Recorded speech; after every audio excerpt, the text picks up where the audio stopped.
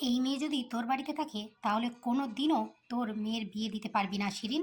চোখের সামনে একের পর এক মেয়ের বিয়ে ভেঙে যাচ্ছে, দেখেও তুই এই মেয়েকে বাড়িতে রেখে দিচ্ছিস। পাগলেও নিজের ভালোটা বোঝে আর তুই বুঝতে পারছিস না। শিরিন বেগমের কানের কাছে কথাগুলো একের পর এক বলেই যাচ্ছিল তার মা রাবেয়া বেগম। ননদ আর ননদের স্বামী রোড অ্যাক্সিডেন্টে একসঙ্গেই মারা যাওয়ার পর তাদের 10 বছরের মেয়ে মালাকে নিজের বাড়িতে এনে তুলেছিল শিরিন বেগম আর তার স্বামী বশির হায়াত। আদর যত্নে লেখাপড়া শিখিয়ে বড় করে তুলেছে মালাকে। নিজের মেয়ের থেকে আলাদা চোখে দেখেনি কখনো। কিন্তু সেই মেয়ের জন্যই আজ নিজের মেয়ের একের পর এক বিয়ে ভেঙেই যাচ্ছে। কারণ পুষ্পের গায়ের রং শ্যামলা, আর তার থেকে মালার গায়ের রং ঢের ফর্সা। শিরিন বেগমকে চুপ করে থাকতে দেখে রাবিয়া বেগম তাকে আবারও বলল। কি হলো, চুপ করে আছিস কেন? শিরিন বেগম মাকে কিচ্ছু না বলে পুষ্প আর মালার ঘরের দিকে চলে গেল। পুষ্প আর মালা ছোটবেলা থেকেই একসঙ্গেই বড় হয়েছে। কাজিন হলেও আপন বোন বা প্রাণের বন্ধুর থেকে কোনো অংশে কম নয় দুজনে। দুজন দুজনের সাথে যেন আত্মার সম্পর্ক। একজনের কষ্টে যেন অন্যজন বেশি কষ্ট পায়। ছোটবেলা থেকে পুষ্পকে কেউ কালো বললে পুষ্পের থেকে মালার রাগ হতো বেশি। আর অন্যদিকে পুষ্পের মা অথবা নানু কেউ মালাকে মনে কষ্ট দিয়ে কথা বললে পুষ্প সঙ্গে সঙ্গেই তার প্রতিবাদ করত। মালার বাবা মা কেউ নেই, ছোটবেলা থেকেই এতিম। এমনিতেও মালা কিছুটা ভীতু প্রকৃতির মেয়ে। তার উপর মামার বাড়িতে থাকে বলে তার মন যদি দুর্বল হয়ে থাকে, সেই জন্যই পুষ্প সব সময় মালার ছায়া হয়ে তার পাশে থাকতো। আজ পুষ্পকে পাত্রপক্ষ দেখতে আসবে, সেজন্য সকাল থেকে বাড়িতে এত আয়োজন। মেয়েকে যতবারই পাত্রপক্ষ দেখতে আসে ততবারই শিরিন বেগম উতলা হয়ে পড়েন, যাতে আয়োজনে কোনো কমতি না থাকে। কিন্তু এত কিছুর পরও পাত্রপক্ষ পুষ্পর গায়ের রঙের জন্য বারবার ফিরে চলে যায়। আবার কেউ কেউ তো পুষ্পকে ছেড়ে মালাকে পছন্দ করে নেয় শুধুমাত্র তার গায়ের রঙের জন্য। কিন্তু আজ শিরিন বেগম কিছুতেই মালাকে পাত্রপক্ষের সামনে যেতে দিবে না, সেজন্যই ছুটে যায় মালার কাছে। শিরিন বেগম মালার কাছে গিয়ে তার দুহাত ধরে বলে, পুষ্পকে গোসলের জন্য ওয়াশরুমে পাঠিয়ে দিয়ে তার জন্যই আলমারি থেকে সুন্দর দেখে একটা শাড়ি খুঁজছিল মালা। হঠাৎ করে মামিমা এভাবে তার হাত ধরে ফেলায় মালা অবাক দৃষ্টিতে শিরিন বেগমের দিকে তাকিয়ে বলল, কি হয়েছে মামিমা? আজ তুই পুষ্পর সাথে পাত্রপক্ষের সামনে যাস না মা। তুই তো দেখছিস পাত্রপক্ষ এসে পুষ্পের বদলে তোকে পছন্দ করে নেয়। আমি সেই জন্য তোকে অনেক কথা শুনিয়েছি, কিন্তু আমি জানি এতে তোর কোনো দোষ নেই। দোষ তোর গায়ের রঙের আর আমার মেয়ের গায়ের রঙের। শিরিন বেগমের চোখ ছলছল করে উঠল। মালা মাথা নুইয়ে বলল, তুমি তো জানো মামিমা, আমি পাত্রপক্ষের সামনে যেতে চাই না, কিন্তু পুষ্প আমাকে জোর করে নিয়ে যায়। আমি ওর জোরের কাছে পেরে উঠি না।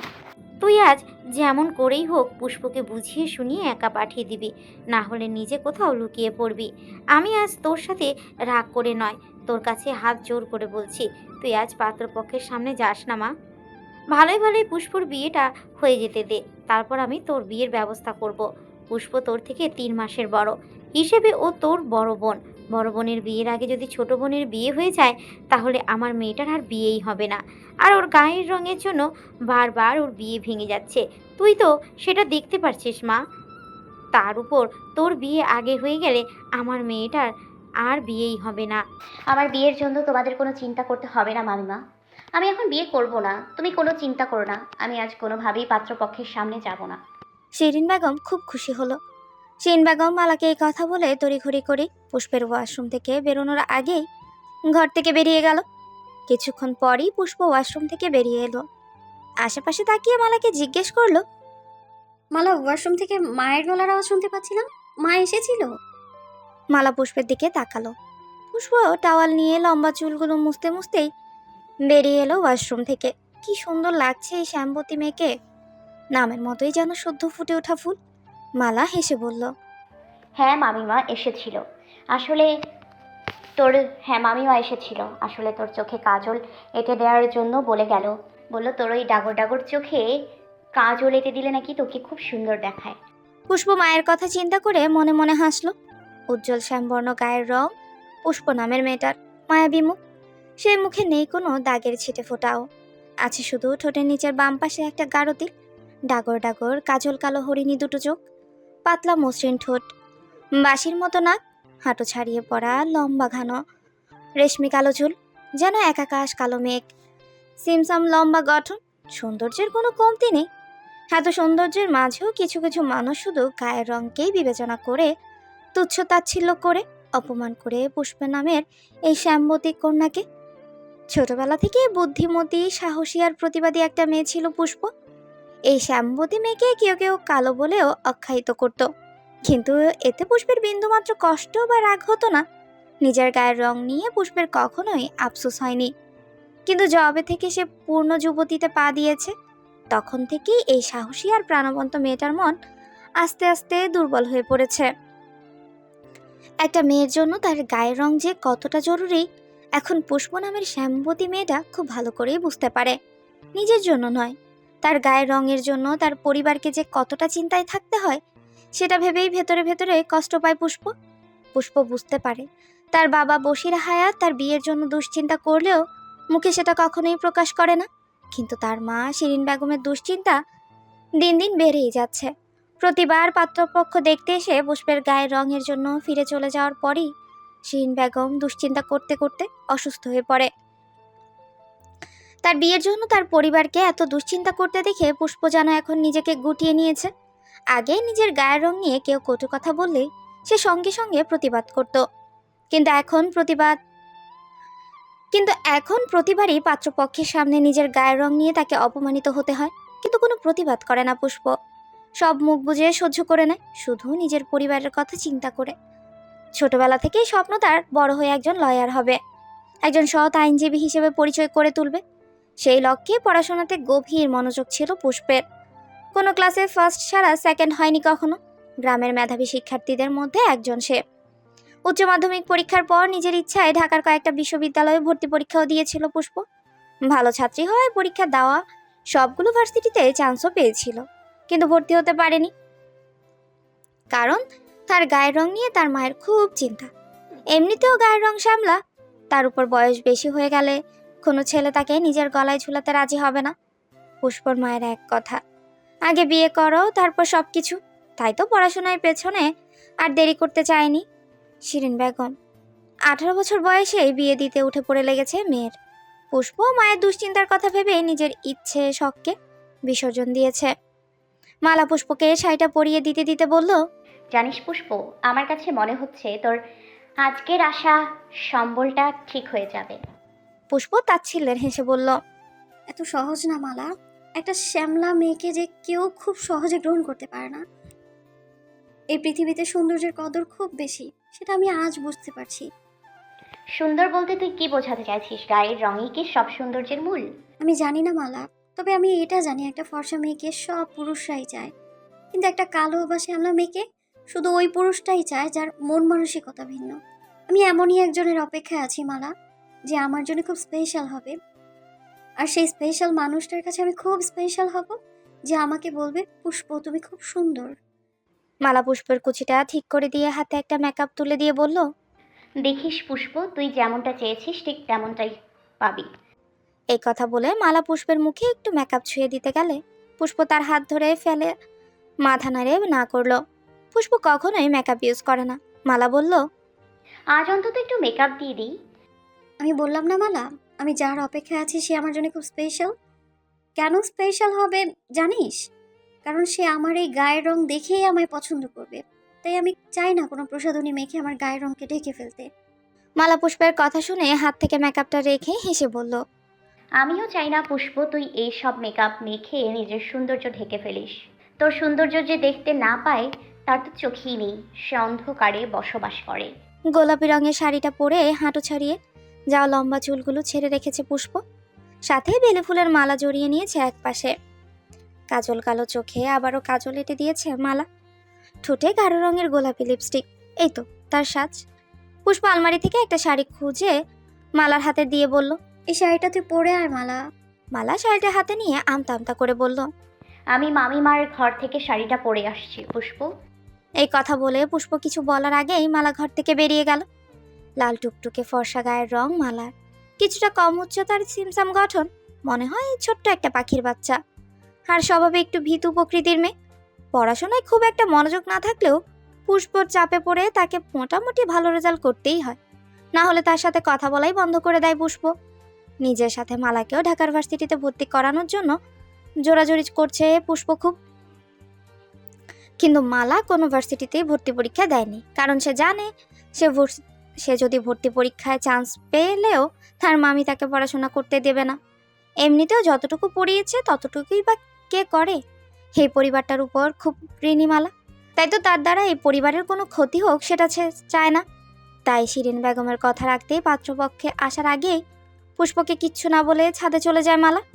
পাত্রপক্ষ চলে এসেছে, ছেলে সহ বাবা মা আর ঘটক সাহেবও এসেছেন। তাদের সামনে হরেক রকমের নাস্তা রাখা হলো। শিরিন বেগম, বশির হায়াত, রাবিয়া বেগম ও অপর পাশে সোফায় বসে আছেন। শিরিন বেগম সোফায় বসা ছেলের মায়ের দিকে তাকালেন। মা গা ভর্তি গহনা, পরনে দামি শাড়ি। অন্যদিকে ছেলের বাবা আর ছেলেও দামি কোট স্যুট পরে বসে আছে, দেখে বোঝা যাচ্ছে অনেক বড় লোক। ওইদিকে ঘটক সাহেব পান চিবুতে চিবুতে ছেলের বাড়ির সবার সামনে মেয়ের গুণগান করতে ব্যস্ত। শিরিন বেগম আর রাবেয়া বেগমও ঘটকের কথায় হ্যাঁতে হ্যাঁ মিলিয়ে যাচ্ছে। মেয়ে ভালো রান্না করতে পারে, এই পারে সেই পারে। ঘটকের মুখে এসব অতিরিক্ত কথা শুনে পুলকের চেহারাতেও কিছুটা বিরক্তির ছাপ ফুটে উঠেছে। মনে মনে ভাবছে, এভাবে গুণগান করার কি আছে? তার বোন তো আর কোনো পণ্য নয় যে তার সব রকম গুণ ছেলেপক্ষের জানতে হবে। তারা কি বাড়ির বউ নিতে এসেছে নাকি বাড়ির কাজের মেয়ে নিতে এসেছেন? বশির হায়াত শান্ত হয়ে বসে আছেন। প্রতিবার পাত্রপক্ষের সামনে মেয়েকে তার গায়ের রঙের জন্য অপমানিত হতে দেখতে ভালো লাগে না তার, কিন্তু স্ত্রীর ইচ্ছের কাছে অপারগ বশির হায়াত। প্রথম প্রথম মেয়ের বিয়ে নিয়ে এতটাও চিন্তা ছিল না বশির হায়াতের। এই যুগে এসে গায়ের রং নিয়ে এতটা বিড়ম্বনায় পড়তে হবে ভাবতেই পারেনি তিনি। ভেবেছিলেন নিজেই যেমন প্রথম দেখাতে এক শ্যামবতী মেয়েকে পছন্দ করে ফেলেছেন, তার মেয়ের বেলায়ও তেমনই একজন আসবে। শিরিন বেগমের সৌন্দর্যের কাছে তার গায়ের রং খুবই তুচ্ছই মনে হয়েছিল বশির হায়াতের। তাই তো পাত্রীপক্ষকে দেখতে গিয়ে প্রথম দেখাতেই পছন্দ করে নিয়েছিলেন শিরিন বেগমকে। গায়ের রং এক হলেও পুষ্প তার মায়ের থেকে ঢের গুণ সুন্দরী। তাই তো পুষ্পের বিয়ের জন্য আলাদা করে কোনো চিন্তা মাথায় আসেনি বশির হায়াতের। ইচ্ছে ছিল দুটো মেয়েকে ঢাকায় পাঠিয়ে আরও পড়াশোনা করাবেন। মালাকে এত জোরাজুরি করার পরও ঢাকায় গিয়ে অ্যাডমিশন এক্সাম দেওয়াতে পারেনি, কিন্তু পুষ্প নিজে থেকে ঢাকার বড় বড় কলেজে এক্সাম দিয়েছে, চান্সও পেয়েছে মেয়েটা। মেয়ে লয়ার পড়ার জন্য বশির হায়াত সব রকম সাপোর্ট করার ইচ্ছে থাকলেও মেয়ের বিয়ে নিয়ে স্ত্রীর এতটা দুশ্চিন্তা দেখে শেষ পর্যন্ত তাকেও মেয়ের বিয়ে নিয়ে ভাবতে হয়। এখন একের পর এক পাত্রপক্ষ এসে ফিরে চলে যাওয়ায় বশির হায়াত ও পুষ্পর বিয়ে নিয়ে চিন্তিত হয়ে পড়েছেন। তাই তো পাত্রপক্ষ নিজের মেয়ের গায়ের রং নিয়ে কটু কথা বললেও কোনো কথা বলতে পারেন না বশির হায়াত। পুষ্প ঘরে বসে মালার জন্য অপেক্ষা করতে করতেই এখন ছটফট শুরু করে দিয়েছে। সেই কখন হাতে শাড়ি নিয়ে বেরিয়ে গেল মালা, এখনো আসার নাম নেই। মনে মনে মালাকে 101টা গালি দিয়ে ভাবছে এই মুহূর্তে তাকে একা ফেলে মালা কি করে বাইরে বসে আছে। পাত্রপক্ষ মেয়ে দেখার জন্য তাড়া দিতেই শিরিন বেগম আর রাবেয়া বেগম পুষ্পের ঘরে ঢুকে গেল। পুষ্প মালাকে রেখে কিছুতেই যেতে রাজি হচ্ছে না, কিন্তু শিরিন বেগম আর রাবেয়া বেগম পুষ্পকে বুঝিয়ে শুনিয়েই পাত্রপক্ষের সামনে নিয়ে গেল। পুষ্পকে ছেলের সরাসরি অপর পাশে সোফায় বসানো হলো। পুষ্প মাথাটা খানিকটা উঁচিয়ে ছেলেকে এক নজর দেখার চেষ্টা করলো। হ্যাঁ, এক পলক দেখেও নিল, সুন্দর আর স্মার্ট ছেলে, কিন্তু মুখে কোনো হাসি নেই।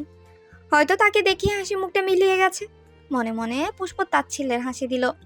বুঝতে পারলো এই ছেলে তার জন্য নয়। ছেলের মা পুষ্পকে এটা ওটা জিজ্ঞেস করতে ব্যস্ত হয়ে পড়ল। তার সাথে কি কি কাজ পারে সেও সব বলল। পুলক আর বশির হায়াতের এইসব কথাতেই বিরক্ত লাগলেও পুষ্প সব কিছু তো অভ্যস্ত হয়ে গেছে। এই কথাগুলো যেন তার মুখস্থ হয়ে গেছে। এতদিন সে কি কি পারত সে নিজেই জানতো না, কিন্তু যবে থেকে তাকে একের পর এক ছেলেপক্ষ দেখতে আসছে তবে থেকেই সে কি কি পারে সে সব মুখস্থ হয়ে গেছে। তাই সে অনায়াসে সবকিছু বলে দিল। পাত্রের মা যেন পুষ্পের খুঁত ধরার জন্য কোনো কারণই খুঁজে পাচ্ছে না, কিন্তু তিনি চাইছেন পুষ্পের খুঁত ধরে যে কোনো উপায়ে এখান থেকে চলে যেতে, কারণ ছেলের মুখের দিকে তাকিয়ে তিনি সব কিছু বুঝে ফেলেছেন। যখন গুণ দিয়ে পুষ্পকে খুঁত ধরতে পারলো না তখন তিনি মুখে কোনো সংকোচ ছাড়াই বলে ফেলল, সবই ঠিক আছে, কিন্তু মেয়ের গায়ের রংটা একটু চাপা। এবার আর পুলক চুপ থাকতে পারলো না, সে সঙ্গে সঙ্গে বলে উঠল, সেই কথা তো আমরা ঘটক সাহেবকে বলেই দিয়েছিলাম যে আমার বোনের গায়ের রং চাপা। কেন ঘটক সাহেব কি আপনাদের সেই কথা বলেননি? পুলকের কথায় সবাই থতমত খেলো। ছেলের বাবা সঙ্গে সঙ্গে বলে উঠল, হ্যাঁ, ঘটক তো আমাদের সব কিছু বলেছে, আর মেয়ে কালো জেনেও আমরা মেয়েকে দেখতে এসেছি। পুলক দাঁতে দাঁত চেপে বলল, কালো নয়, বলুন শ্যামবর্ণ।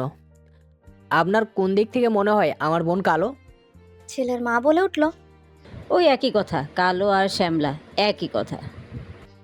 পুলক আবারও ধারালো কণ্ঠে বলল। কালো জেনেও তাহলে দেখতে এলেন কেন? আমরা তো আপনাদের কাছে কোনো কিছুই লুকাইনি। ছেলেসহ সবার মুখ চুপসে গেল। শিরিন বেগম আর রাবেয়া বেগম এবার পুলককে ধমক দিয়ে থামিয়ে দিল, কিন্তু বশির হায়াত ছেলেকে একটা ধমকও দিলেন না। পরিস্থিতি সামাল দিতেই ছেলের বাবা বলল। আমরা তো বলিনি আমাদের মেয়ে পছন্দ হয়নি। আসলে আমরা মেয়ের সম্পর্কে আগে থেকে সব কিছু জানি, কিন্তু আমাদের ছেলেকে সরাসরি একবার দেখানো দরকার ছিল। এখন আমাদের ছেলে যদি পছন্দ হয় তাহলে আমরা তো এই বিয়েতে রাজি আছি। এই কথা বলেই ছেলের বাবা খিক করে হেসে উঠলেন। ছেলের বাবার এই হাসি পুলকের কাছে বিষের মতো লাগছে। পুষ্প চুপ করেই বসে আছে। সে যেন জানতই ঠিক এমনটাই হবে। সেই সময় ঘটক বলে উঠল। ছেলে মেয়েকে একটু আলাদা করে কথা বলা দেওয়ার দরকার। আলাদা করে কথা বললে ছেলে মেয়েকে পছন্দ হয়েছে কি না সেটা সে সহজেই বুঝতে পারবে। কি আশ্চর্য, বিয়ে হবে দুজনের, কিন্তু শুধু একজনের পছন্দ সম্পর্কে গুরুত্ব দেওয়া হচ্ছে। মেয়েরও যে ছেলেকে পছন্দের একটা ব্যাপার আছে সেটা কেউ বলছেই না। ঠিক তখনই পুলক বলে উঠল। শুধু তো ছেলের আমার বোনকে পছন্দ হলে হবে না, আমার বোনেরও ছেলেকে পছন্দ হতে হবে। পুলকের এই কথা শুনে ছেলে সহ ছেলের বাবা মা তার ছেলের হাসি দিল, কিন্তু মুখে তারা কিছুই বলেনি। ছেলের বাবা বলল। অবশ্যই অবশ্যই, সেই জন্যই তো দুজনকে আলাদা কথা বলতে দেওয়া দরকার। ছেলের বাবার কথা শেষ হতে না হতেই পুষ্প বলে উঠল। আমার ওনার সাথে আলাদা কথা বলার দরকার নেই। ছেলে আর চোখে তাকালো পুষ্পের দিকে। পুষ্পের অনিচ্ছা থাকা সত্ত্বেও পুষ্প আর ছেলেকে পাঠানো হলো আলাদা কথা বলতে। আলাদা কথা বলতে গেলেই আলাদা রুমে যেতে হবে, কিন্তু পুষ্প কিছুতেই একা ঘরে একটা ছেলেকে নিয়ে যেতে রাজি হচ্ছিল না। তার উপর তার যদি ছেলেকে পছন্দ হতো তাও কথা ছিল, কিন্তু তার মোটেও ছেলেটাকে পছন্দ হয়নি। কারণ ছেলের মুখ দেখেই পুষ্প বুঝতে পেরে গেছে এই ছেলে সাদা চামড়ার পূজারি, তার জন্য এই ছেলে নয়। বোনের মুখ দেখে পুলক কিছু বুঝতে পেরে বোন আর ছেলেকে নিয়ে ছাদে চলে গেল। তারা ছাদে ঢুকতেই মালা পেছনে ফিরে তাকিয়ে দেখে পুষ্প, পুলক আর তাদের সাথে একটা ছেলে দাঁড়িয়ে আছে। পুলক সঙ্গে সঙ্গে বলে উঠল। মালা আপু, তুমি এখানে? মালা ছাদে এসেই লুকিয়েছিল, কিন্তু পুষ্প আর ছেলে ছাদে এসে হাজির হবে সেটাই মালার বোধগম্য হয়নি। মালা এক দৌড়ে ছাদ থেকে নেমে গেল। ওইদিকে ছেলে এক দৃষ্টিতে মালার দিকে তাকিয়েছিল। মালাকে দেখে ছেলে আলমনেই বলে উঠল। ওয়াও, এত সুন্দর মেয়ে। ছেলের মুখে কথা শুনে পুষ্প তাচ্ছিলেন হাসি দিল। মালা বিছানার এক পাশে বসে ফুপিয়ে ফুপিয়ে কাঁদছে। পুষ্প বিছানার অন্য পাশে চুপ করে বসে আছে। চোখে মুখে রাগ স্পষ্ট। রাগে উজ্জ্বল শ্যামবর্ণ মুখটা লাল বর্ণ ধারণ করেছে। দাঁতে দাঁত চেপে নিজের রাগ নিয়ন্ত্রণ করার চেষ্টা করছে। ড্রয়িং রুমে শিরিন বেগম আর রাবেয়া বেগম চিৎকার চেঁচামেচি করে বাড়ি মাথায় তুলে রেখেছে। বশির হায়াত মাথায় হাত দিয়ে সোফায় বসে আছেন। স্ত্রী অনেকভাবে বোঝানোর পরও তার কোনো কথাই কানে তুলছেন না শিরিন বেগম, আর শুনবেও না। তাই তো আর বৃথা চেষ্টা না করে তিনি মাথায় হাত দিয়ে বসে আছে। বিকেলে পাত্রপক্ষ চলে যাওয়ার কিছুক্ষণ পরেই পাত্রপক্ষের ফোন আসে। তারা ফোন করে বলে তাদের পুষ্পকে নয় মালাকে পছন্দ হয়েছে, তাই তারা পুষ্পের সাথে নয় মালার সাথে তাদের ছেলের বিয়ের কথাবার্তা এগোতে চায়। সেই কথা শুনেই শিরিন বেগম চেঁচামেচি করে বাড়ি মাথায় তুলে রেখেছে। তার মা রাবিয়া বেগমও তার সাথে যুক্ত হয়েছে। পুলক মা আর নানিকে থামানোর চেষ্টা চালিয়েই যাচ্ছে, কিন্তু তাকে উল্টো ধমক দিয়ে শিরিন বেগম বলল। তুই আমাকে থামতে বলছিস পুলক? আমি আর কত থেমে থাকবো? ছোটবেলা থেকে পেলে পুষে বড় করেছি ওই মেয়েকে, নিজের মেয়ের থেকে আলাদা চোখে দেখিনি কখনো। তোদের যা খাইয়েছি ওই মেয়েকেও তাই খাইয়েছি, তোদের যা পড়তে দিয়েছি ওই মেয়েকেও তাই পড়তে দিয়েছি। কিন্তু এবার নিজের চোখের সামনে ওই মেয়ের জন্য নিজের মেয়ের একের পর এক বিয়ে ভাঙা দেখেও যে আমি চুপ করে থাকতে পারছি না। আমি এতটাও উদার নই। হাত জোর করে বলছি ওই মেয়েকে পাত্রপক্ষের সামনে না আসতে, কিন্তু ওই মেয়ে আমার কথা শুনলই না। নিজের রূপ দেখানোর জন্য পাগল হয়ে আছে। আমি আমি আজ ওর ওই সুন্দর মুখ আগুনে পুড়িয়ে ফেলবো। ওর ওই রূপ নিয়ে খুব দেমাক, তাই না? নষ্ট করে দেবো ওর ওই মুখ। এই কথা বলে শিরিন বেগম এলোমেলো পায়ে পুষ্প আর মালার ঘরে চলে গেল। বশির হায়াত, পুলক সহ সবাই অবাক হয়ে গেছে। শিরিন বেগম ঘরে গিয়ে মালার হাত ধরে তাকে টানতে টানতে এই ঘর থেকে বের করে আনে। পুষ্প কিছুই বলল না, সে শুধু চুপ করে বসে আছে আর দাঁতে দাঁত চেপে নিজের দুহাত কচলাচ্ছে। মালা খুব ভয় পেয়ে গেছে। সে যেতে চাইছে না, কিন্তু শিরিন বেগম তার হাত টানতে টানতেই রান্নাঘরে নিয়ে গেল। পুলক মায়ের হাত থেকে মালাকে ছাড়ানোর চেষ্টা করছে, কিন্তু সে কিছুতেই পারছে না। বশির হায়াত এসব দেখে আর চুপ থাকতে পারছেন না। তিনিও রক্তচক্ষু নিয়ে এগিয়ে গেলেন রান্নাঘরে শিরিন বেগমের দিকে। শিরিন বেগম গ্যাসের চুলা জ্বালিয়ে দেওয়া মাত্রই ঠিক সেই সময় রাবেয়া বেগম পুষ্পের ঘর থেকে চিৎকার করে বলে উঠল, শিরিন রে, তাড়াতাড়ি আয়, তোর মেয়ে তার মুখ পুড়িয়ে ফেলেছে।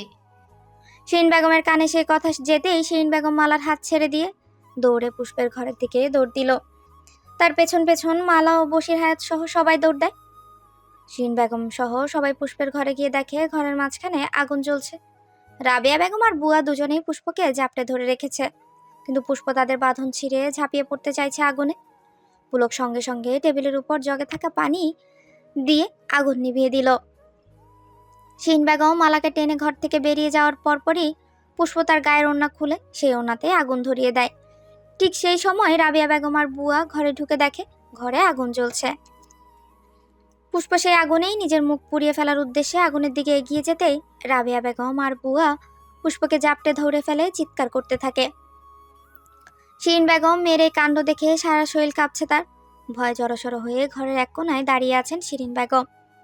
মালা মুখে ওড়না চেপে চিৎকার করে কাঁদছে, তারও সারা শরীর কাঁপছে। বশির হায়াত মেয়ের কাছে এগিয়ে গিয়ে মেয়েকে বুকে জড়িয়ে ধরে ডুকরে কেঁদে ফেলল। পুষ্প বাবার বুকে ঝাঁপিয়ে পড়ে চিৎকার করে কাঁদতে কাঁদতে বলল, বাবা, পাত্রপক্ষ আমায় পছন্দ করেনি, সেটা তো আমার দোষ। আমি কালো, দেখতে অসুন্দর, সেটাও আমার দোষ। এতে মালার কি দোষ বলো? মা কেন মালার মুখ পুড়িয়ে ফেলবে? মাকে বলো আমার মুখ পুড়িয়ে ফেলতে। এই কালো মুখ নিয়ে তোমাদের এত জ্বালা যন্ত্রণা, তাই না? এই মুখ পুড়িয়ে ফেলো বাবা, তাতে তোমরাও শান্তি পাবে আর আমিও। মালার মুখ নয় বাবা, আমার মুখ পুড়িয়ে ফেলো। পুষ্প চিৎকার করেই কাঁদছে। না মা, কারো মুখ পোড়াতে হবে না, আর না তোকে আর কখনো পাত্রপক্ষের সামনে বসতে হবে। এতে আমার মেয়ের বিয়ে হলে হোক, না হলে না হবে। আমি আর আমার মেয়েকে কারো কাছে অপমানে হতে দেব না। বশির হায়াত আরেক হাত বাড়িয়ে দেয়, মালাকে কাছে ডাকেন। মালা ও মামার বুকে ঝাঁপিয়ে পড়লো। পুষ্প মালা দুজনেই বশির হায়াতের বুকে পড়ে কাঁদতে লাগলো। বোনের কষ্ট দেখে পুলকের চোখ দিয়ে অনবরত পানি গড়িয়ে পড়ছে। শিরিন বেগম ফ্লোরে বসেই হাঁটু গেড়ে নুইয়ে ডুকরে ডুকরে কাঁদছে। মাঝরাতে শিরিন বেগম মেয়েদের ঘরে গিয়ে দেখে পুষ্প আর মালা দুজনেই ঘুমিয়ে আছে। এতক্ষণ মেয়েদের সামনে আসতে ভয় হচ্ছিল তার। মেয়ে ঘুমিয়ে পড়ার পর চুপি চুপি মেয়ের কাছে বসে মেয়ের মাথায় হাত বুলিয়ে দিতে দিতে শিরিন বেগম বললেন, ঘুমন্ত মেয়ের হাতে মুখে খুঁটিয়ে খুঁটিয়ে দেখতে লাগলো কোথায় কোনো আগুনে ছ্যাঁকা লেগেছে কিনা। চোখ দিয়ে অনবরত পানি পড়ছে শিরিন বেগমের। মেয়ের মুখের দিকে তাকিয়ে নিজের জীবনের কথাগুলো মনে পড়ে গেল তার। শ্যামলা বলে মানুষের কাছে কম অপমানিত হতে হতো না তাকে। কত শত সম্বন্ধ এসে ফিরে চলে যেত তার গায়ের রঙের জন্য। মেয়ের মতোই মানুষের ধারালো কথা প্রতিনিয়তই শুনতে হতো তাকে। কত শত সম্বন্ধ ভেঙে যাওয়ার পর একদিন হঠাৎ করে একটা সম্বন্ধ ঠিক হয়ে গেল। পাত্রের নাকি তাকে পছন্দ হয়েছে। বিয়ে হয়ে গেল বশির হায়াতের সাথে শিরিন বেগমের। কিন্তু এই গায়ের রঙের জন্য শ্বশুর বাড়িতেও অনেক কটু কথা শুনতে হতো তাকে।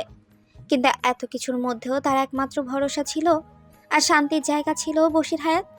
এই একটা মানুষের মুখে তার কখনো শুনতে হয়নি সে কালো। এই একটা মানুষের জন্যই হয়তো নিজেকে নিজেই সুন্দর বলে মনে হতো শিরিন বেগমের কাছে। তার গায়ের রঙই পেয়েছে তার মেয়ে, কিন্তু দেখতে তার থেকেও ঢের সুন্দরী। কি সুন্দর চোখ, কি সুন্দর ঠোঁট, কি সুন্দর নাক, কত সুন্দর মাথার কেশ। কিন্তু তার মতো তার মেয়ের ভাগ্যেও কি আসবে এমন পুরুষ যে তার মেয়েকে মন প্রাণ দিয়ে ভালোবাসবে, যে তার মেয়েকে সম্মান করবে, যে তাকে বলবে তুমি খুব সুন্দর। এসব ভেবেই শিরিন বেগম দীর্ঘশ্বাস ফেলল। মেয়ের কপালে আলতো ঠোঁটে চুমু দিয়ে পুষ্পের পাশ থেকে উঠে গেল। শিরিন বেগম এবার মালার পাশে এসে বসলো। ননদ আর ননদের স্বামী মারা যাওয়ার পর তাদের একমাত্র মেয়েকে নিজের মেয়ে করেই এ বাড়িতে নিয়ে এসেছিল শিরিন বেগম। শিরিন বেগমের মা রাবেয়া বেগম সব সময় মালার বিরুদ্ধে তার কান ভাঙিয়ে রাখত। মাঝে মাঝে একটু রাগ দেখালেও ভালোবাসার কোনো কমতি রাখেনি শিরিন বেগম এই মেয়ের প্রতিও। প্রথমবার যখন পুষ্পের বিয়ে সম্বন্ধ আসে তখন সেই পাত্রপক্ষ পুষ্পকে নয় মালাকে পছন্দ করে, কারণ পুষ্পের থেকে মালার গায়ের রং ঢের ফর্সা। তখন থেকে রাবেয়া বেগম শিরিন বেগমকে বলতে থাকে, এই মেয়ে যতদিন পর্যন্ত তোর বাড়িতে থাকবে ততদিন পর্যন্ত তোর মেয়ের বিয়ে হবে না। এই মেয়ে তোর বাড়ি থেকে বের করে দে। তখন থেকে আস্তে আস্তে শিরিন বেগমের মন পাল্টে যেতে শুরু করে। তবে মালার উপর রাগ হলেও বাড়ি থেকে বের করার কথা মনেও আসেনি কখনো, কারণ শিরিন বেগম তার আরেকটা মেয়ের মতোই মালাকে দেখত। শিরিন বেগম যখন প্রথম গর্ভবতী হয় তখন টেস্ট রিপোর্টে ধরা পড়ে তার যমজ 2 কন্যা সন্তান হবে। শিরিন বেগম আর বশির হায়াত যমজ 2 কন্যা সন্তানের জন্য খুব খুশি ছিলেন। তখনই দুজনে ঠিক করে রেখেছিল 2 মেয়ের নাম রাখবে পুষ্প কানন। পুষ্প অর্থ ফুল আর কানন অর্থ বাগান, অর্থাৎ ফুলের বাগান। সেই দুটো মেয়েই হবে তাদের ভালোবাসার ফুলের বাগান। বাচ্চা প্রসবের সময় শিরিন বেগম তার মায়ের বাড়িতেই ছিল। শিরিন বেগম একসঙ্গে 2 যমজ কন্যা সন্তান প্রসব করে। পুষ্পের সাথে তার আরেকটা বোনেরও জন্ম হয়েছিল এই পৃথিবীতে। বাচ্চা প্রসব হওয়ার পরপরই শিরিন বেগম জ্ঞান হারিয়ে ফেলে। জ্ঞান আসার পর শিরিন বেগম জানতে পারে তার আরেকটা মেয়ে মারা গেছে। শিরিন বেগমের মা রাবিয়া বেগম তাকে সেই কথাই জানায় যে তার আরেকটা মেয়ে মারা গেছে। শিরিন বেগম মৃত মেয়ের মরা মুখটাও দেখতে পারেনি, তার আগেই নাকি তার কবর দিয়ে দেওয়া হয়। বশির হায়াত খবর পেয়ে ছুটে গিয়েছিল মৃত মেয়ের মুখ দেখতে, কিন্তু তিনিও সেই মেয়েকে চোখের দেখাও দেখতে পারেনি। না দেখা মেয়ের জন্য শিরিন বেগম মনে মনে খুব ভেঙে পড়েছিল। তার 6 মাস পরেই শিরিন বেগমের ননদের ঘরে মালার জন্ম হয়।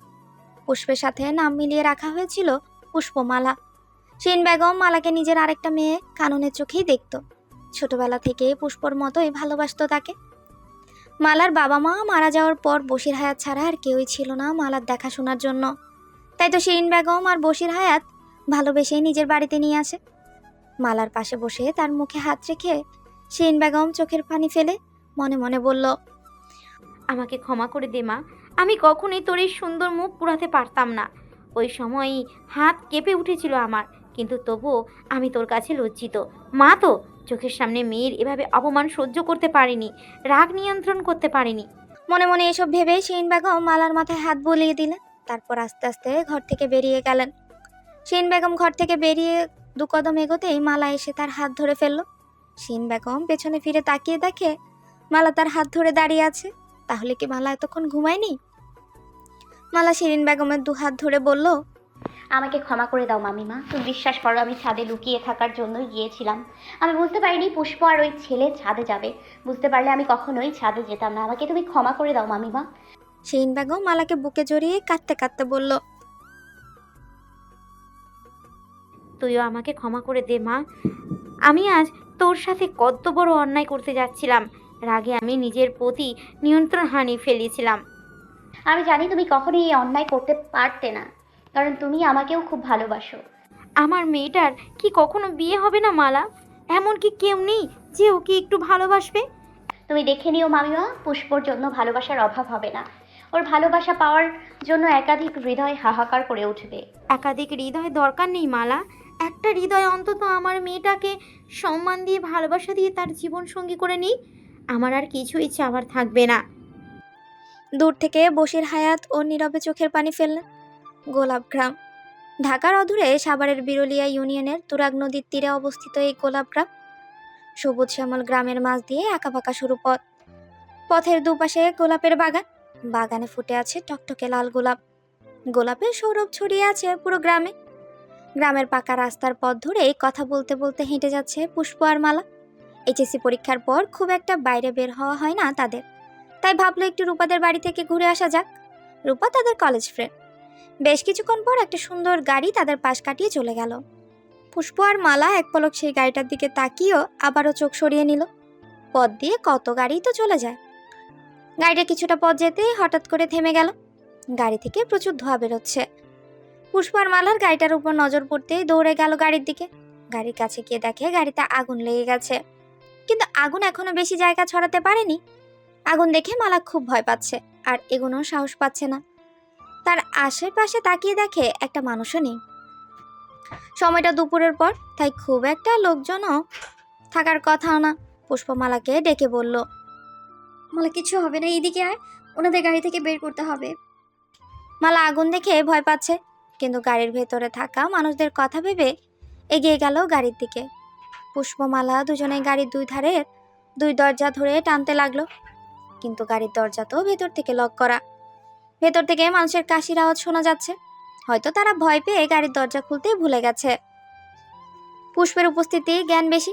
সে আশেপাশে তাকিয়ে রাস্তার এক পাশে থাকা একটা ইটের টুকরো হাতে নিয়ে গাড়ির জানলায় আঘাত করলো। 2-3 বার আঘাতের ফলে গাড়ির জানলাটা ভেঙে গেল। মালা ও পুষ্পকে দেখে একটা ইটের টুকরো হাতে নিয়ে গাড়ির জানলার গ্লাস ভেঙে ফেলল। দুজনেই গাড়ির ভেতরে হাত ঢুকিয়ে গাড়ির দরজা খোলার চেষ্টা করলো, আর খুলেও ফেললো।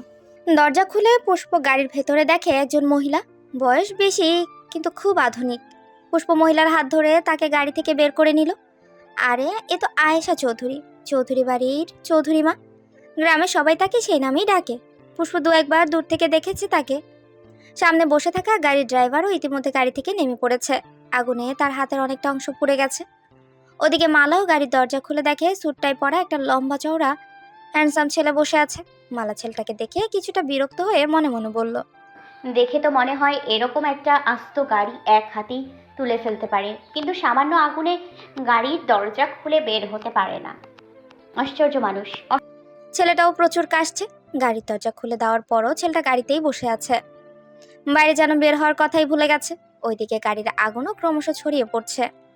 মালা কিছুটা বিরক্ত হয়ে ছেলেটার হাত ধরে গাড়ি থেকে বের করে তাকে নিয়ে দূরে সরে গেল।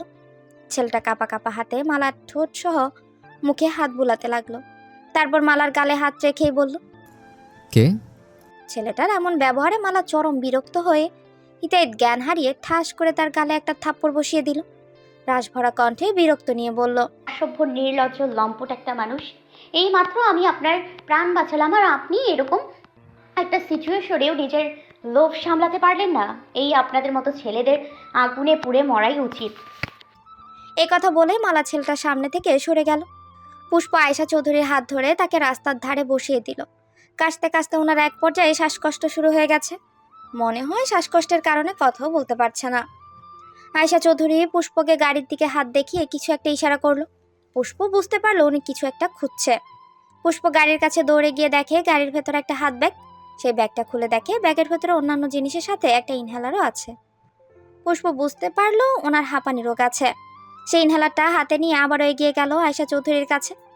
ইনহেলারটা মুখে ধরতেই তিনি লম্বা টানে ইনহেলার নিল, আর অল্প কিছুক্ষণের মধ্যেই স্বাভাবিক হয়ে গেল। আয়েশা চৌধুরী পুষ্পের দিকে কৃতজ্ঞতার হাসি হেসে তার মাথায় হাত বুলিয়ে দিতে লাগে। সঙ্গে সঙ্গে কিছু মনে আসতেই বসা থেকে উঠে গেল গাড়ির দিকে। সাথে থাকা ছেলেটাকে গাড়ির বাইরে দেখে স্বস্তির নিঃশ্বাস ফেলল। ছেলেটার মাথায় হাত বুলিয়ে দিতে দিতে বলল, দাদু ভাই, তুই কেমন করে নামলি গাড়ি থেকে? কে নামালো তোকে? পেছন থেকে পুষ্প মালাকে দেখিয়ে বলল, আমার বোন মালা ওনাকে গাড়ি থেকে নামিয়েছে। মালা মনে মনে বলল, আগে যদি জানতাম ছেলেটা একটা অসভ্য লম্পট, তাহলে কখনোই গাড়ি থেকে নামাতাম না। ছি! আয়েশা চৌধুরী চোখে মুখে কৃতজ্ঞতার ছাপ ফুটে উঠল। তিনি বললেন, আজ তোমাদের ওসিলায় আল্লাহ আমাদের বাঁচিয়ে দিয়েছেন। তোমরা না থাকলে যে কি হতো। পুষ্প হাসি মুখে বলল, হয়তো অন্য কারো উছিলায় আল্লাহ আপনাদের বাঁচিয়ে নিতেন। আয়েশা চৌধুরী তাকালো পুষ্পের দিকে। এরই মধ্যে গ্রামের কিছু লোকজন মিলে গাড়ির আগুন নিভিয়ে দিল। তারা এগিয়ে গেল তাদের দিকে। তাদের মধ্যে একজন বলল, এই একজনের জন্য সবসময় আমাদের অপেক্ষা করতে হয়। এই গ্রামের সবচেয়ে প্রভাবশালী, সম্মানিত আর ধনী পরিবার বলতে সবাই চৌধুরী পরিবারকেই চিনে। বিশাল বড় অট্টালিকা বাড়ি, কিন্তু কেউ থাকে না এই বাড়িতে, গোটা কয়েক কাজের লোক ছাড়া। সবাই ঢাকায় থাকে, মাঝে মাঝে গ্রামে আসে নিজেদের সম্পত্তি দেখাশোনা করার জন্য। গ্রামের স্কুল, কলেজ, মসজিদ, হাসপাতালের বেশিরভাগই জায়গা জমি খলিল চৌধুরীর দেওয়া। গ্রামে সবাই এই পরিবারকে খুব সম্মান করে। খলিল চৌধুরী মারা যাওয়ার পর এই বিশাল সম্পত্তির দায়িত্ব পড়ে তার স্ত্রী আয়েশা চৌধুরীর হাতে, যাকে সবাই চৌধুরী মা বলেই ডাকে। গ্রামের স্কুলটা মেরামত করার কাজে কিছু সাহায্য দরকার। সেই জন্যই গ্রামের মানুষদের অনুরোধে বশির হায়াত সেই স্কুলের হেডমাস্টার হিসেবে আয়েশা চৌধুরীর কাছে সাহায্য চেয়ে চিঠি পাঠিয়েছিল। সেই চিঠি পেয়ে বড় নাতি উদয় চৌধুরীকে নিয়ে গ্রামে এসেছিল আয়েশা চৌধুরী। কিন্তু হঠাৎ করে এমন একটা দুর্ঘটনা ঘটে গেল। গ্রামের লোকজন অস্থির হয়ে পড়েছে আয়েশা চৌধুরী আর উদয় চৌধুরীর কথায়। কোথায় ব্যথা পেয়েছে কি না সেটা ভেবে। সবার অস্থিরতা দেখে আয়েশা চৌধুরী বলল, আপনারা অস্থির হবেন না, আমাদের কিছু হয়নি। আল্লাহর রহমতে আর এই মেয়ে দুটির ওসিলায় আল্লাহ আমাদের বিপদ থেকে উদ্ধার করেছেন। আয়েশা চৌধুরী পুষ্প আর মালা দুজনের মাথায় হাত রেখে বলল, তোমরা কে? তোমাদের বাবার নাম কি? তারা কিছু বলার আগে গ্রামের একজন বলে ওঠে, ওদের মধ্যে একজন আমাদের গ্রামের স্কুলের হেডমাস্টারের মেয়ে, আর আরেকজন ভাগ্নে। আয়েশা চৌধুরীর মুখে সঙ্গে সঙ্গে হাসি ফুটে বলল, গ্রামের স্কুলের হেডমাস্টার মানে বশির হায়াতের মেয়ে আর ভাগ্নি? পুষ্প আর মালা মাথা নেড়ে হ্যাঁ বলল। আয়শা চৌধুরী আবারও বলল, তোমার বাবা আমার খুব পছন্দের একজন মানুষ। তোমার বাবাই তো আমাকে চিঠি পাঠিয়ে আসতে বলেছিল। তোমার বাবাকে বলো আমার সাথে দেখা করতে, আর তোমরাও তার সাথে আমার বাড়িতে এসো। পুষ্প আর মালা মাথা নেড়ে হ্যাঁ বলল। মালা আর চোখে উদয়ের দিকে তাকালো। উদয় চুপ করে দাদির পাশে দাঁড়িয়ে আছে। মালা মনে মনে বলল, এত এত ভালো ফ্যামিলির একটা ছেলে এতটা অসভ্য আর লম্পট কি করে হয়? গ্রামের একজন একটা রিক্সা ডেকে আনলো তাদের জন্য। আয়শা চৌধুরী উদয়ের হাত ধরে বলল, চলো দাদু ভাই, আমাদের জন্য রিক্সা চলে এসেছে। গাড়িটার অবস্থা খুব খারাপ। তোমার কি কষ্ট হবে রিক্সায় উঠতে? না দাদিমা, আমার কোনো কষ্ট হবে না। শুধু একজনকে বলো আমাকে ধরে রিক্সা বসিয়ে দিতে। সঙ্গে সঙ্গে একজন এসে উদয়ের হাত ধরে তাকে রিক্সায় তুলে দিল। পুষ্প আর মালা কিছুটা ভ্রু কুচকালো। আয়শা চৌধুরী আবারও পুষ্প আর মালার কাছ থেকে বিদায় নিয়ে চলে যেতে চাইলে মালা আয়শা চৌধুরীকে থামিয়ে দিয়ে বলল, আচ্ছা, ওনাকে ধরে রিকশায় তোলা হচ্ছে কেন? আমার বড় নাতি উদয় চৌধুরী চোখে দেখতে পায় না। একটা অ্যাক্সিডেন্টে তার 2 চোখই নষ্ট হয়ে গিয়েছে। পুষ্প মালা দুজনেই অবাক হয়ে গেছে। বেশি অবাক হয়েছে মালা, সাথে সাথে অনুশোচনা হয়। সে তো না জেনেই অন্ধ মানুষটাকে খারাপ ভেবে তার গালে চড় দিয়ে ফেলেছে।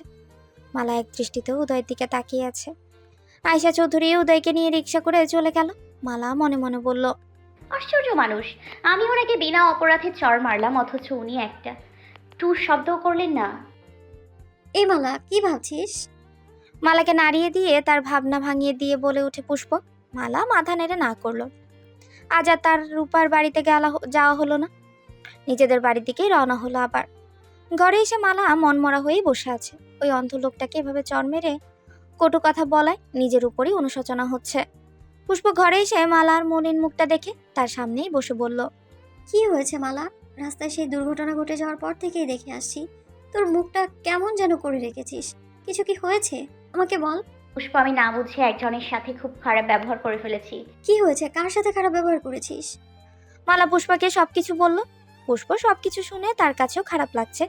পুষ্প মালাকে বলল, মালা, তোর ওনার কাছে ক্ষমা চাওয়া উচিত। হ্যাঁ, আমি ক্ষমা চাইবো, কিন্তু কিভাবে চাইবো? তার জন্য তো আমার ওনার সামনে যাওয়া দরকার। দাঁড়া, আমি সব ব্যবস্থা করছি। পুষ্প কিছু একটা ভেবে ঘর থেকে বেরিয়ে গেল। বিশাল বড় বাড়ি, জমিদার বাড়ি থেকে কোনো অংশে কম নয়। বাড়ির দেখাশোনা আর পরিষ্কার রাখার জন্য 4 জন কাজের লোক থাকে এই বাড়িতে। কিন্তু পরিবারের সবাই থাকে ঢাকায়। ঢাকায় তাদের নিজস্ব বড় বড় 5টা মার্কেট আছে। সেই মার্কেটের মাধ্যমেই তাদের নিজস্ব company Chowdhury group of product হাতে তাতে চলে সারা দেশের মানুষের কাছে। দেশের খুব নামি দামি ব্র্যান্ড এই চৌধুরী গ্রুপ। তাদের প্রস্তুত করা প্রোডাক্ট বিদেশেও রপ্তানি হওয়ার ফলে বিদেশেও সুনাম অর্জন করেছে চৌধুরী গ্রুপ। আয়শা চৌধুরীর 2 ছেলে, বড় ছেলে সালমান চৌধুরী আর ছোট ছেলে সেলিম চৌধুরী। বড় ছেলে সালমান চৌধুরী কয়েক বছর আগে এক বিমান দুর্ঘটনায় নিখোঁজ হন। নিখোঁজ বলতে সেই বিমান দুর্ঘটনার পর তার লাশ খুঁজে পাওয়া যায়নি। তাই তার পরিবারের লোক, বিশেষ করে সালমান চৌধুরীর স্ত্রী জলি চৌধুরী মনে করে তার স্বামী এখনও জীবিত আছেন। সে একদিন ফিরে আসবে। সেই আশায় জলি চৌধুরী স্বামী মারা যাওয়ার পর তার 2 ছেলে উদয় আর উজানকে নিয়ে বেঁচে আছে। আয়শা চৌধুরীর ছোট ছেলে সেলিম চৌধুরী আর তার স্ত্রী নাজু চৌধুরী, তাদের ঘরেও একটা প্রাপ্তবয়স্ক সুন্দরী মেয়ে আছে যার নাম উর্মি চৌধুরী। বাবা মারা যাওয়ার পর উদয়, উজান আর তাদের চাচা সেলিম চৌধুরী মিলেই এই বিশাল ব্যবসা দেখাশোনা করত। কিন্তু হঠাৎ করে একটা দুর্ঘটনায় উদয়ের 2টো চোখই নষ্ট হয়ে যায়। তারপর থেকে সেলিম চৌধুরী আর উজান চৌধুরী তাদের ব্যবসা সামলায়। বশির হায়াত এসেছে চৌধুরী বাড়িতে গ্রামের পক্ষ থেকে স্কুলের মেরামতের কাজে কিছু টাকা ডোনেশন চাইতে। পুষ্প আর মালাকেও তার সঙ্গে নিয়ে এসেছে। বশির হায়াত এই গ্রামের স্কুলের হেডমাস্টার। নিজে যতটুকু পারে এই স্কুলে সাহায্য করে, কিন্তু তার একার পক্ষে এই স্কুলের দায়িত্ব নেওয়া তো সম্ভব না। সেই সামর্থ্য তার নেই। এই গ্রামের মেম্বার চেয়ারম্যানকেও এক কথায় চোর ডাকাত বললে ভুল হবে না। সবসময় গা ছাড়া ভাব নিয়ে চলে। এই গ্রামের বিপদ আপদ আর ভরসার একমাত্র জায়গা হচ্ছে এই চৌধুরী পরিবার। স্কুলের মেরামতের কাজের কথা বলতেই গ্রামের সবাই বশির হায়াতকে বলল চৌধুরী মাকে জানাতে। আর বশির হায়াতের চিঠি পেয়ে আয়শা চৌধুরী তার বড় নাতি উদয় চৌধুরীকে নিয়ে গ্রামে আসেন। বশির হায়াত সহ পুষ্প আর মালাকে দেখে আয়শা চৌধুরী খুব খুশি হলো। বশির হায়াতকে নিজের ছেলের মতো স্নেহ করেন আয়শা চৌধুরী। আয়শা চৌধুরী পুষ্প আর মালাকে পুরো বাড়িটা ঘুরে দেখার কথা বলল। তারাও চলে গেল বাড়িটা ঘুরে দেখতে। তারা চলে যাওয়ার পর আয়েশা চৌধুরী আর বশির হায়াত কথায় ব্যস্ত হয়ে পড়ল। পুষ্প আর মালা দুজনেই হাত ধরে বাড়ির চারপাশটা ঘুরে দেখছে। পুষ্প আয়েশা চৌধুরীকে বলল, চৌধুরী দাদি, আমরা কি উপরে যেতে পারি? তোদের যেখানে খুশি সেখানেই যা। পুষ্প আর মালা দৌড়ে সিঁড়ি বেয়ে উপরে চলে গেল। কিছুটা দূর যেতেই পুষ্প আর মালার চোখ পড়ল উদয়ের উপর। উদয় ঘরে শার্টের বোতাম লাগাতে ব্যস্ত। আয়েশা চৌধুরী উদয়ের পোশাক সহ সবকিছু নিজের হাতে গুছিয়ে রেখে গেছে, যাতে উদয়ের কোনো কিছু খুঁজতে কষ্ট না হয়। ঢাকায় থাকলে এই কাজটা উদয়ের মা জলি চৌধুরী নিজ হাতে করেন। আজ মা নেই, তাই দাদি উদয়ের সবকিছু গুছিয়ে বিছানার উপর রেখে গেছে। উদয় শার্টের বোতাম লাগিয়ে আবার কোনো কিছু খুঁজছে। বিছানায় হাত বোলাতে বোলাতে সে একটা ঘড়ি পেল। সেই ঘড়িটা হাতে নিয়ে তার ছেলের হাসি দিল। হয়তো মনে মনে ভাবছে, ঘড়ি তো মানুষ পরে সবসময় দেখার জন্য, সময় দেখার জন্য, কিন্তু এখন তার এমনই সময় এসেছে যে ঘড়ির সময় কত হলো সেটা জানতেও তার অন্য কাউকে জিজ্ঞাসা করতে হয়। নিজেই যখন সময় দেখতে পারবে না, তাহলে আর ঘড়ি পরে কি করবে? উদয় হাতের ঘড়িটা রেখে দিয়ে আবারও কিছু একটা খুঁজছে। মালা একদৃষ্টিতে উদয়ের দিকেই তাকিয়ে আছে। পুষ্প মালার দিকে তাকিয়ে মনে মনে হেসেই তাকে হালকা ধাক্কা দিতেই মালা ভ্রুকুচকে পুষ্পের দিকে তাকিয়ে বলল, কি হয়েছে? এভাবে ধাক্কা দিলি কেন? তুই তো উদয় চৌধুরীর কাছে ক্ষমা চাইতে চেয়েছিলি, তাই তো আমি বাবাকে বায়না করলাম আমাদের নিয়ে চৌধুরী বাড়িতে আসতে। আর এখন চৌধুরী বাড়িতে এসে উদয় চৌধুরীকে সামনে পেয়ে ক্ষমা চাইবার কথা ভুলে গিয়েছিস? ভুলে যাব কেন? ক্ষমা চাইবো তো, কিন্তু আমার না খুব ভয় করছে। উনি যদি আমাকে অপমান করেন আর আমার উপর রেগে গিয়ে মামার চৌধুরী দাদিকে ওনাকে চড় মারার কথা বলে দেন, তাহলে তো মামা আমার উপর খুব রেগে যাবে আর চৌধুরী দাদিও আমাকে ভুল বুঝবে। তুই একটু বেশিই ভয় পাচ্ছিস। উদয় চৌধুরী যদি চৌধুরী দাদিকে বলারই থাকতো তাহলে এতক্ষণে তিনি বলেও দিতেন। শুধু শুধু ভয় পাস না, যা ওনার কাছে ক্ষমা চেয়ে আয়। পুষ্পমালাকে ঠেলে উদয়ের ঘরে ঢুকিয়ে দিল। ঘরে কারো ঢোকার আওয়াজ পেয়ে উদয় দরজার দিকে মুখ করে বলল, কে? দাদি এসছো? দেখো তো আমার শার্টের বোতামগুলো ঠিকঠাকভাবে লাগানো হয়েছে কিনা। মালা উদয়ের শার্টের দিকে তাকিয়ে দেখে উদয় শার্টের বোতামগুলো ঠিকঠাক জায়গায় পড়েনি, সেজন্য তার শার্টটা এলোমেলো হয়ে আছে। মালা বলল, না মানে আপনার উপরের দিকের শার্টের বোতামটা ঠিক ঘরে পড়েনি। উদয় ভ্রু কুচকে বলল, কে কে আপনি? মালা ঢোক গিলে বাইরে দাঁড়ানো পুষ্পের দিকে তাকালো। পুষ্প তাকে ইশারা করলো উদয়ের কাছে ক্ষমা চাইতে। ঠিক ঘরে পড়েনি, মানে আমি মালা। কাল যে আপনাদের গাড়িতে আগুন ধরে গিয়েছিল আর যে আপনাকে গাড়ি থেকে নামিয়েছে আমি সে। মালা আবারও ঢোক গিলে আমতা আমতা করে বলল। উদয় এবার স্বাভাবিক হয়ে মুখে হাসি ফুটিয়ে বলল, ও আপনি এসছেন, ভালোই হয়েছে। কাল আপনাকে ধন্যবাদ দেওয়ার সময়টুকুও পাইনি। মনে মনে খুব আফসোস হচ্ছিল আপনাকে একটা ধন্যবাদ দেওয়ার জন্য। উদয়ের মুখে হাসি দেখে আর বিনয়ী কথাবার্তা শুনে মালার মন থেকে ভয় দূর হলো। সে ভেবেছিল উদয় তাকে দেখে রেগে যাবে। মালা এবার সাহস নিয়েই বলল, আসলে আমি চেয়েছিলাম আপনার কাছে ক্ষমা চাইতে। কিসের ক্ষমা? আমি কাল আপনাকে ভুল বুঝে আপনার গালে চড় মেরেছিলাম। আমি ভেবেছিলাম আপনি খারাপ উদ্দেশ্য আমাকে টাচ করছেন, কিন্তু বিশ্বাস করুন আমি একটু বুঝতে পারিনি আপনি। মালা বলতে গিয়েও থেমে গেল। মালার থেমে যাওয়া দেখে উদয় বলল, হ্যাঁ আমি অন্ধ। কথাটা বলতে এতটা সংকোচবোধ করার কিছুই নেই। আসলে আমিও বুঝতে পারিনি একটা মেয়ে এতটা সাহস দেখিয়ে আমাকে গাড়ি থেকে বের করে আমার জীবন বাঁচাবে। যদি বুঝতে পারতাম তাহলে কখনোই টাচ করতাম না। আপনি আমাকে ক্ষমা করে দিন প্লিজ। আপনি আমাকে ক্ষমা না করা পর্যন্ত আমার শান্তি লাগছে না। উদয় উচ্চস্বরে হেসে বলল, আমি তো কিছু মনেই করিনি। উল্টা আমি আপনার আর আপনার বোনের কাছে কৃতজ্ঞ।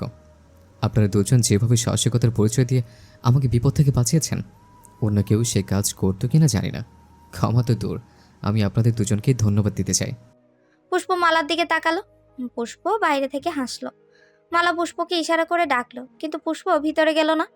মালাও এবার উদয়ের উদ্দেশ্যেই বলল, আমি তাহলে এবার যাই, নিচে মামা বসে আছে, আমাকে খুঁজতে পারে। এই কথা বলে মালা যাওয়ার উদ্দেশ্যে পা বাড়াতে উদয় তাকে ডেকে বলল, একটু শুনবেন প্লিজ? মালা থেমে গেল। কিছু বলবেন? আসলে আমার স্টিকটা খুঁজে পাচ্ছি না, হয়তো দাদি ভুলে গেছে সেটার কথা। কিছু মনে না করলে আমার স্টিকটা একটু খুঁজে দিলে ভালো হয়। সিঁড়ি দিয়ে নামতে হবে তো তাই সেটার দরকার হবে। মালা আশেপাশে তাকিয়ে কোথাও উদয় স্টিকটা দেখতে পেল না।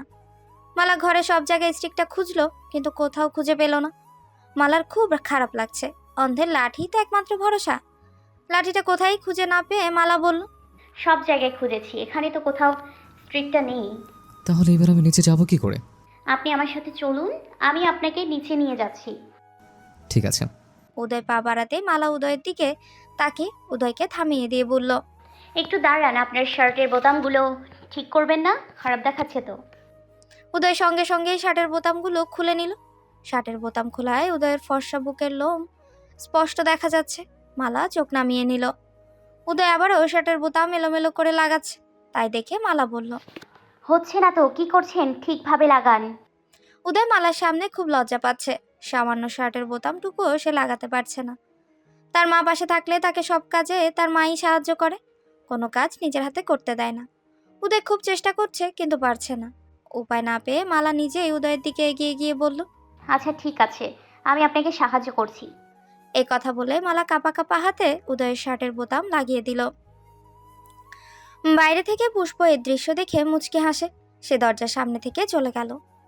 উদয়ের হাতের স্টিকটা নিচের ড্রয়িং রুমের এক কোনায় ছিল। আয়শা চৌধুরী চোখে পড়তে উনি উদয়ের কথা ভেবে তাড়াতাড়ি করে স্টিকটা হাতে নিয়ে উপরে চলে এলেন। উদয় স্টিক ছাড়া সিঁড়ি বেয়ে নিচে নামতে গেলে বড় কোনো দুর্ঘটনা ঘটতে পারে। আয়শা চৌধুরী দ্রুত পায়ে উদয়ের ঘরের দরজার সামনে এসে থেমে গেল।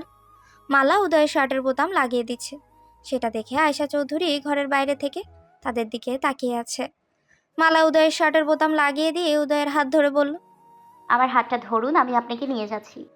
আয়শা চৌধুরী কিছু একটা ভেবেই মুচকি হেসে দরজার সামনে থেকে সরে গেল, লুকিয়ে পড়ল বড় পিলারের আড়ালে।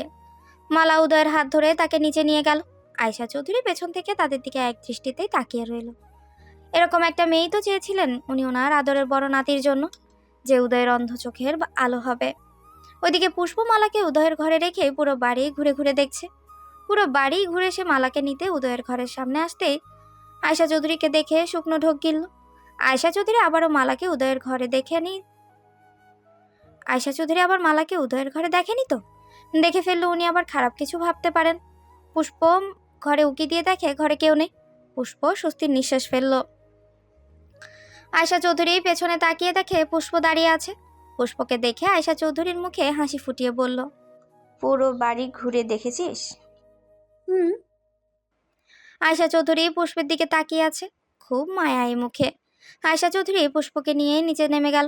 উদয়কে দেখে বশির হায়াত তার মাথায় হাত রেখে বলল, কেমন আছো বাবা? জি চাচা, ভালো আছে। আয়শা চৌধুরী নিচে নেমে এসে উদয়কে বলল, উদয়, আমি তোর ঘরে গিয়ে তোকে পেলাম না। তুই স্টিক ছাড়া নিচে নেমে এলি কি করে? আয়শা চৌধুরী যে সব কিছু দেখেছেন সে কথা তিনি চেপে গেলেন, কিছুই বললেন না। মালা আমতা আমতা করে ফেলল।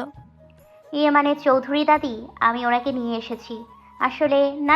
আয়শা চৌধুরী হাত দেখিয়ে মালাকে থামিয়ে দিয়ে বলল, ঠিক আছে, খুব ভালো করেছিস। এবার তোরা বাগান থেকে একটু ঘুরে আয়। আমি বশিরের সাথে বাকি আলাপটুকু সেরে ফেলছি। উদয়, তুই পুষ্প আর মালার সাথে গিয়ে বাগানে ঘুরে আয়। বাইরে মুক্ত হাওয়া বইছে, তোর ভালো লাগবে। আমার লাঠিটা কোথায় দাদিমা? লাঠি লাগবে না, মালাই তোকে নিয়ে যাবে। মালা আয়শা চৌধুরীর দিকে তাকালো। আয়শা চৌধুরী মালাকে বলল, মালা, উদয়কে নিয়ে যা। মালা আর উদয় চলে গেল, কিন্তু পুষ্প কিছু একটা ভেবে ওদের সাথে গেল না। গ্রামের মুক্ত বাতাসে বাগানের কাজগুলো দোল খাচ্ছে। উদয় আর মালা পাশাপাশি হাঁটছে। উদয় বলল, মালা, আপনার নিশ্চয়ই কষ্ট হচ্ছে আমাকে নিয়ে হাঁটতে। আমি সঙ্গে করে আমার লাঠিটা নিয়ে আসলেই ভালো হতো। না না, আমার কোনো কষ্ট হচ্ছে না। আচ্ছা, কিছু মনে না করলে আপনার চোখটা কি করে নষ্ট হলো আমাকে বলবেন? মালার মুখে এই কথাগুলো শুনে যেন উদয়ের চোখ মুখ লাল হয়ে গেল। কাপা কাপা গলায় বলল, আরেকদিন বলবো। উদয়ের মুখে এ কথা শুনে আর তার ভয়ার্ত তো চেহারা দেখে মালা উদয়কে আর কিচ্ছু জিজ্ঞাসা করলো না, বরং উদয়ের হাত ধরে পুরো বাগান হাঁটতে লাগলো। সন্ধ্যায় আয়শা চৌধুরী উদয়ের ঘরে গিয়ে উদয়ের পাশে বসলো। উদয়ের মাথায় হাত দিতেই উদয় বলল, কে দাদিমা? হ্যাঁ। কিছু বলবে? আয়শা চৌধুরী উদয়ের হাত ধরে বলল, উদয়, আমি তোকে একটা কথা বলবো, তুই আমার কথা রাখবি? কি কথা দাদিমা, বলো। আগে বল, রাখবি? উদয় ভ্রু কুচকালো, আবারও মুখে হাসি ফুটিয়েই বলল, আচ্ছা ঠিক আছে, রাখবো। তুই তো মালার সাথে কথা বললেছিস। ওই যে বশিরের ভাগ্নি, মেয়েটা খুব সুন্দর, ওকে আমার পছন্দ হয়েছে খুব। আমি তোর আর মালার বিয়ের কথা ভাবছি উদয়, তুই না করিস না দাদু ভাই। উদয়ের মুখটা সঙ্গে সঙ্গে মলিন হয়ে গেল। সে বিছানা ছেড়ে উঠে দাঁড়ালো। কি বলছো দাদিমা? আমি বিয়ে করব? কেন বিয়ে করবি না দাদু ভাই? আমি কোনো বিয়ে করতে চাই না, তুমি জানো না? উদয়, তুই কিন্তু আমাকে কথা দিয়েছিস।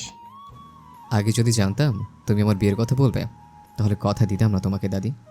আয়শা চৌধুরী উদয়ের মাথায় হাত বুলিয়ে দিতে দিতে বলল, কেন এমন করছিস দাদু ভাই? মেয়েটাকে আমার খুব পছন্দ হয়েছে। তো পছন্দ হলে ওজানের সাথে বিয়ে দিয়ে দাও। ও তো অন্য কারো কথা না রাখলেও তোমার কথা রাখবে, কিন্তু আমি তোমার কথা রাখতে পারবো না। তুই সত্যি আমার কথা রাখবি না? আমি কিন্তু খাওয়া দাওয়া ওষুধপাতি সব বন্ধ করে দিব, তারপরও রাখবি না? আমাকে জোর করো না দাদিমা, তুমি সবটা জেনেও কেন এমন করছো? আমি নিজেকে না কোনোদিন ক্ষমা করতে পারবো, আর না কোনোদিন বিয়ে করতে পারবো। কথাটা বলার সময় উদয়ের চোখ ছলছল করে উঠল। আয়শা চৌধুরী এই কথা শুনে কাঁদতে লাগলো। এই কথা বলিস না দাদু ভাই, আমাদের কথাটা একবার ভাববি না বল? তোমরাও তো আমার কথা একবারও ভাবছো না দাদিমা। তুমি কেমন করে এই সময় আমার বিয়ের কথা বলতে পারছো? আর তাছাড়া তুমি যে মেয়েটার সাথে আমার বিয়ের কথা বলছো, সে মেয়েটার কথা একবারও চিন্তা করেছো? আমি একটা অন্ধ ছেলে, সে কেন আমাকে বিয়ে করবে? আর বিয়ের পর যদি সে সবটা জানতে পারে, তাহলে কি হবে একবারও ভেবেছো? ভেবেছি দাদু ভাই, আমি সব ভেবেছি, আর ভেবে চিন্তেই বিয়ের সিদ্ধান্ত নিয়েছি। তোর এই অবস্থা আমরা আর দেখতে পারছি না। বিয়ে হয়ে গেলে সবটা ঠিক হয়ে যাবে। কোনো কিছু ঠিক হবে না দাদিমা, আরও খারাপ হবে, খুব খারাপ হবে। আমি কোনো খারাপই তোকে ছুতে দিব না। আমরা সবাই আছি তো তোর পাশে। আর মালা, মেয়েটা খুব লক্ষ্মী, মেয়েটা তোর সব সময় খেয়াল রাখবে। আমার খেয়াল কারো রাখতে হবে না, আমি নিজেই নিজের খেয়াল রাখবো। তাহলে তুই বিয়ে করবি না? না। ঠিক আছে, আজ থেকে আমার সব ঔষধ খাওয়া বন্ধ। এই কথা বলে আয়শা চৌধুরী উদয়ের ঘর থেকে বেরিয়ে গেল। উদয়ও তার দাদিমার কথার কোনো গুরুত্ব দিল না। পরদিন সারাদিন আয়শা চৌধুরী উদয়ের সাথে কোনো কথা বললেন না, দেখাও করলো না, খাবার টেবিলেও আসলো না। সারাদিন পার করে রাতে বাড়ির বিশ্বস্ত চাকর আবুল কালামের হাত ধরে উদয় আয়শা চৌধুরীর ঘরের সামনে এলো। আয়শা চৌধুরী দরজা বন্ধ করে বসে আছে। দাদিমা, দরজা খোলো প্লিজ, দরজা খোলো। কেন এমন করছো বলো তো? আজ সারাদিন তুমি খাবার খাওনি, ওষুধ খাওনি, এমন করলে তোমার শরীর খারাপ করবে। ঘরের ভেতর থেকে আয়শা চৌধুরী আস্তে করে বলল, খাবো না আমি। তোর চিন্তা করতে হবে না আমার জন্য, তুই ঘরে গিয়ে ঘুমিয়ে পড়। আয়শা চৌধুরীর কথা শুনেই বোঝা যাচ্ছে ওনার শরীর দুর্বল হয়ে পড়েছে। উদয় এবার দরজা জোরে জোরে শব্দ করতে লাগে। দাদিমা, তুমি দরজা খোলো, কি হয়েছে তোমার? প্লিজ দরজাটা খোলো। খুলবো না দরজা, তুই এখান থেকে যা। তুই বিয়ের জন্য রাজি না হওয়া পর্যন্ত আমি দরজা খুলবো না। আচ্ছা ঠিক আছে, আমি বিয়ে করব, তুমি আগে দরজা খোলো। না, তুই আগে আমার কসম করে বল, তারপর আমি দরজা খুলবো। দাদিমা প্লিজ। যা বললাম তাই কর। ঠিক আছে, আমার একটা শর্ত আছে, সে শর্ত মানলে আমি বিয়ে করব। কি শর্ত? আগে দরজা খোলো। আগে বল। উদয় এবার বিরক্ত হয়ে বলল, আমাকে যে বিয়ে করবে তাকে নিজের ইচ্ছেতে আমাকে বিয়ে করতে হবে। তুমি তাকে বা তার ফ্যামিলিকে কোনো রকম কোনো জোর করতে পারবে না।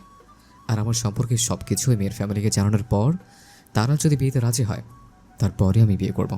আয়শা চৌধুরী দরজা খুলে দিয়েই মুখে হাসি ফুটিয়ে বলল, আচ্ছা ঠিক আছে, আমি তোর শর্তে রাজি। ঠিক আছে, এবার খেয়ে নাও, আর শর্তের কথা মনে রেখো।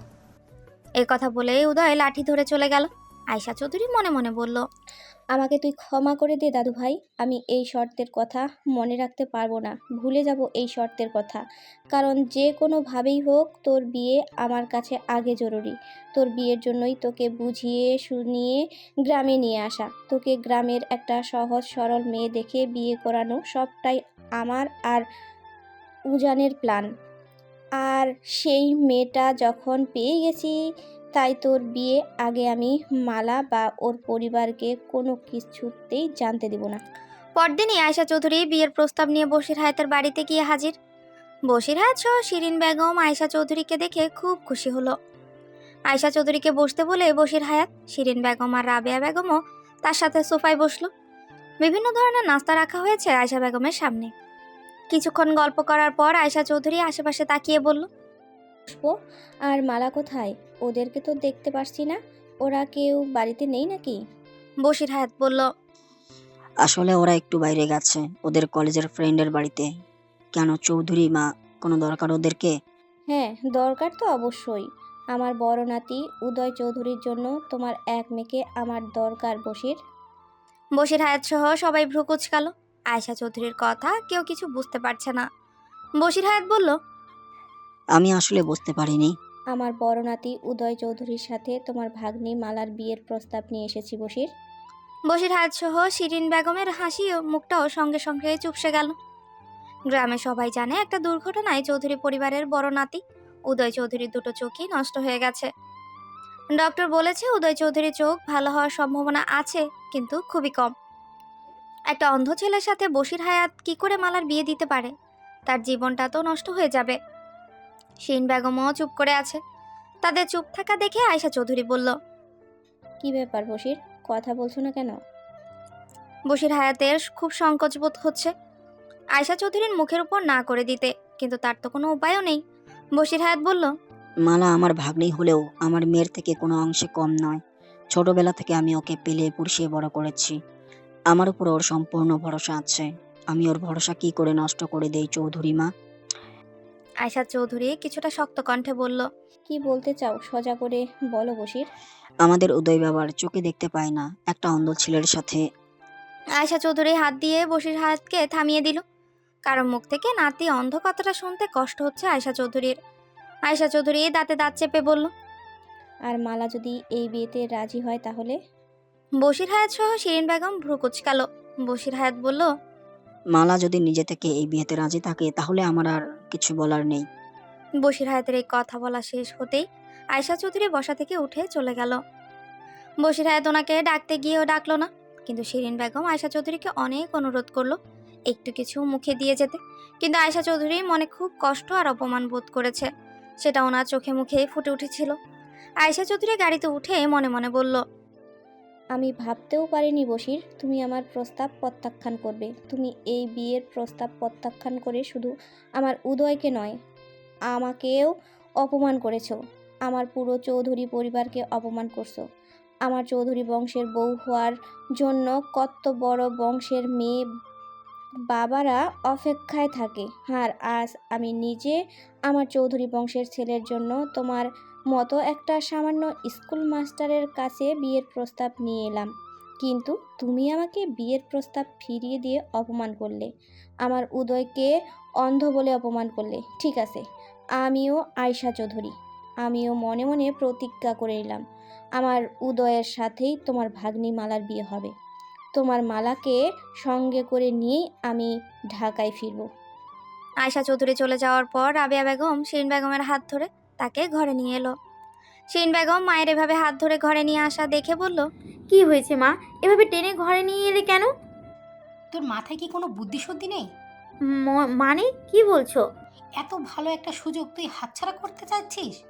যা বলার সোজাভাবে বলো মা, আমি তোমার কথা কিছুই বুঝতে পারছি না। বুঝতে পারছি না কেন আমাদের পুষ্পকে চৌধুরী পরিবারে বিয়ে দেওয়ার কথা বলছিস? শিরিন বেগম সঙ্গে সঙ্গে রেগে ফুঁসে উঠল। দাঁতে দাঁত চেপে বলল, মা কি বলছো তুমি? আমার মেয়ের গায়ের রং শ্যামলা বলে আমি ওই অন্ধ ছেলের সাথে আমার পুষ্পের বিয়ে দিব? কখনোই সম্ভব না। আরে অন্ধ ছেলের সাথে তোর পুষ্পর বিয়ে দিবি কেন? অন্ধ ছেলের সাথে বিয়ে দিবি তো মালার, আর পুষ্পর বিয়ে দিবি ওই চৌধুরী বাড়ির ছোট নাতি উজান চৌধুরীর সাথে। মানে তোর এই অন্ধ ছেলের সাথে মালার বিয়ে দিতে রাজি হয়ে যা। তার পরিবর্তে আমরা আয়শা চৌধুরীর কাছে শর্ত রাখবো, উনি আমাদের পুষ্পকে ওনার ছোট নাতি উজান চৌধুরীর সাথে বিয়ে দিতে হবে। শিরিন বেগম বিরক্ত হয়ে বলল, মা তোমার কি মাথা খারাপ হয়ে গেছে? এরকম আবার হয় নাকি? এই কথা বলেই শিরিন বেগম রাবেয়া বেগমের কথায় পাত্তা না দিয়ে ঘর থেকে বেরিয়ে যেতে চাইলে রাবেয়া বেগম মেয়ের হাত ধরে আটকিয়ে বলল, আমার কথা ভালো লাগছে না তাই না? পারবি তো তোর ওই কালো মেয়েকে ভালো ঘরে বিয়ে দিতে? তোর ওই কালো মেয়েকে ভালো কোনো ছেলের গলায় ঝোলাতে? শিরিন বেগম মায়ের দিকে তীক্ষ্ণ দৃষ্টিতে তাকিয়ে বলল, না পারলে আমার মেয়ে আমার ঘরে থাকবে। আমার মেয়েকে আমি গলায় বেঁধে সারা জীবনের জন্য রেখে দিব। মায়ের মুখে মেয়ের সম্পর্কে এই কথা শুনে শিরিন বেগমের চোখ ছলছল করে উঠল। আমার কথায় মন খারাপ করিস না মা, তুই তো জানিস আমি পুষ্পকে কতটুকু ভালোবাসি। আমি চাই পুষ্প ভালো একটা বিয়ে হোক। কিন্তু এইভাবে কখনোই না মা, এইভাবে কখনোই সম্ভব না। কেন সম্ভব না? মা তুমি বুঝতে পারছো না, পুষ্পর বাবা এসব কথা শুনলেই রেগে যাবে। আর পুষ্প এই বিয়েতে কখনোই রাজি হবে না। তুই শুধু শুধু চিন্তা করছিস শিরিন, ওরা তো জানতেই পারবে না। মানে? মানে কেউ জানতে পারবে না, শুধু আমি, তুই, আয়েশা চৌধুরী আর মালা জানবো। মালা? হ্যাঁ, মালাই তো বশিরকে রাজি করাবে। আয়েশা চৌধুরী শেষে কি বলে গেছে শুনিসনি? মালা যদি রাজি হয়, আর বশিরও আয়েশা চৌধুরীকে কথা দিয়েছে মালা রাজি থাকলে সেও এই বিয়েতে রাজি। কিন্তু মালা রাজি হবে কেন মা? একটা অন্ধ ছেলেকে বিয়ে করে তো মালার জীবনটা নষ্ট হয়ে যাবে। চুপ কর, এখনো এই মেয়ের কথা ভাবছিস? এই মেয়ের জন্য তোর মেয়ে যে এত এত বিয়ে ভেঙে যাচ্ছে সেটা দেখতে পাচ্ছিস না? তুমি কি করতে চাইছো মা? আমি মালাকে রাজি করাবো, তুই শুধু মাত্র আমার কথাতে সাই দিয়ে তাহলেই হবে। আর শোন, এসব কিছু কথা বশির, পুষ্প আর পুলককে কিন্তু কোনোভাবেই জানতে দেওয়া যাবে না। রাবেয়া বেগমও মেয়ের চোখের পানি দেখে মেয়ের হাত ধরে তাকে কাছে বসিয়ে মাথায় হাত বুলিয়ে দিতে দিতে বলল। শিরিন বেগম বুঝতে পারছে না তার মায়ের মাথায় কি চলছে। শিরিন বেগম শুধু মায়ের মুখের দিকেই তাকিয়ে রইল। রাবেয়া বেগম বোরখা পরে সঙ্গে সঙ্গে বাড়ি থেকে বেরিয়ে গেল। রাবেয়া বেগম চৌধুরী বাড়িতে ঢুকে চারিদিকে তাকিয়ে তার চোখ উজ্জ্বল হয়ে উঠল। আয়েশা চৌধুরী তাকে দেখেই বলল, আপনি? আপনার সাথে আমার কিছু কথা আছে। আয়েশা চৌধুরী রাবেয়া বেগমকে বসতে বলে নিজেও আরাম করে সোফায় বসলো। আয়েশা চৌধুরী চোখের ইশারা করতেই তৎক্ষণাৎ রাবেয়া বেগম সামনে পুরো টেবিলে ফল, মিষ্টি আর বিভিন্ন রকমের নাস্তা দিয়ে ভরে গেল।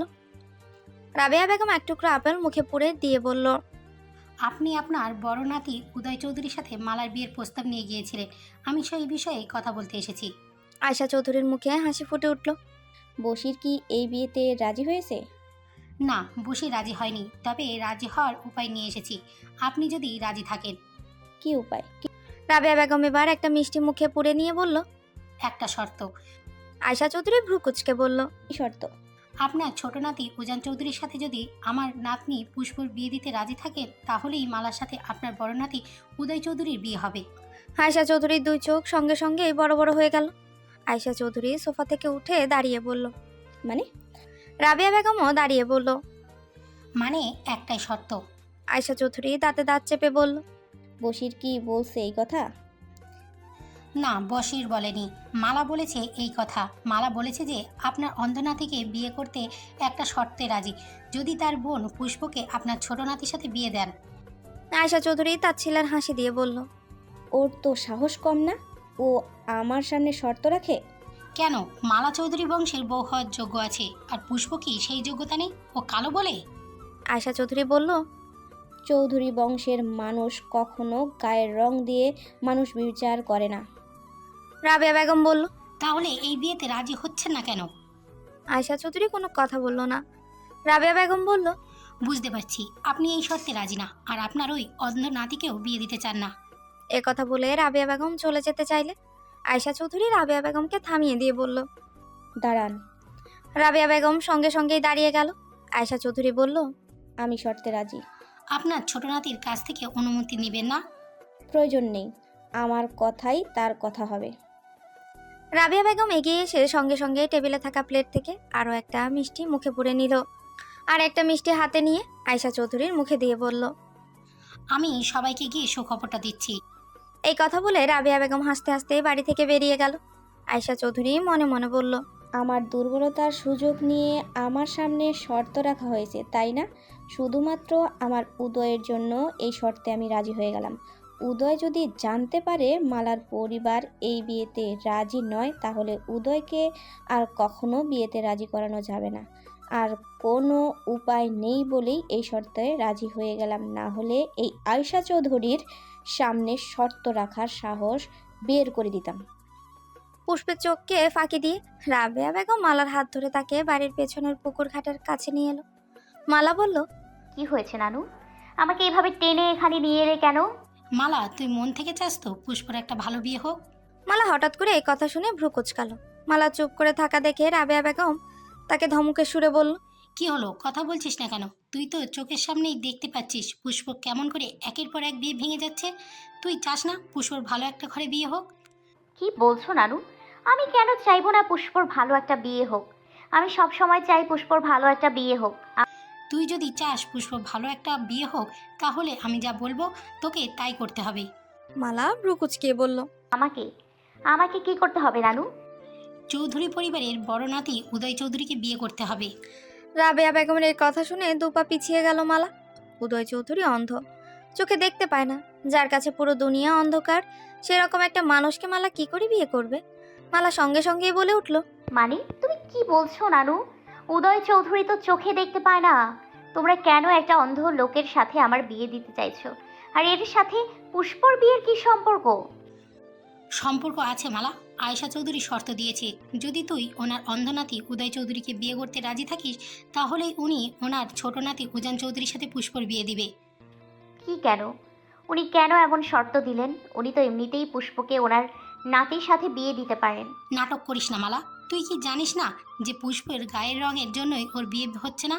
চৌধুরী রানী তোকে পছন্দ করেছে ওনার অন্ধ নাতির জন্য। অন্ধ ছেলের কাছে তো আমার এমনি এমনি বিয়ে দিব না, তাই উনি তার পরিবর্তে পুষ্প আর ওনার ছোট নাতির বিয়ে দিতে রাজি হয়েছেন। এখন তুই যদি রাজি থাকিস।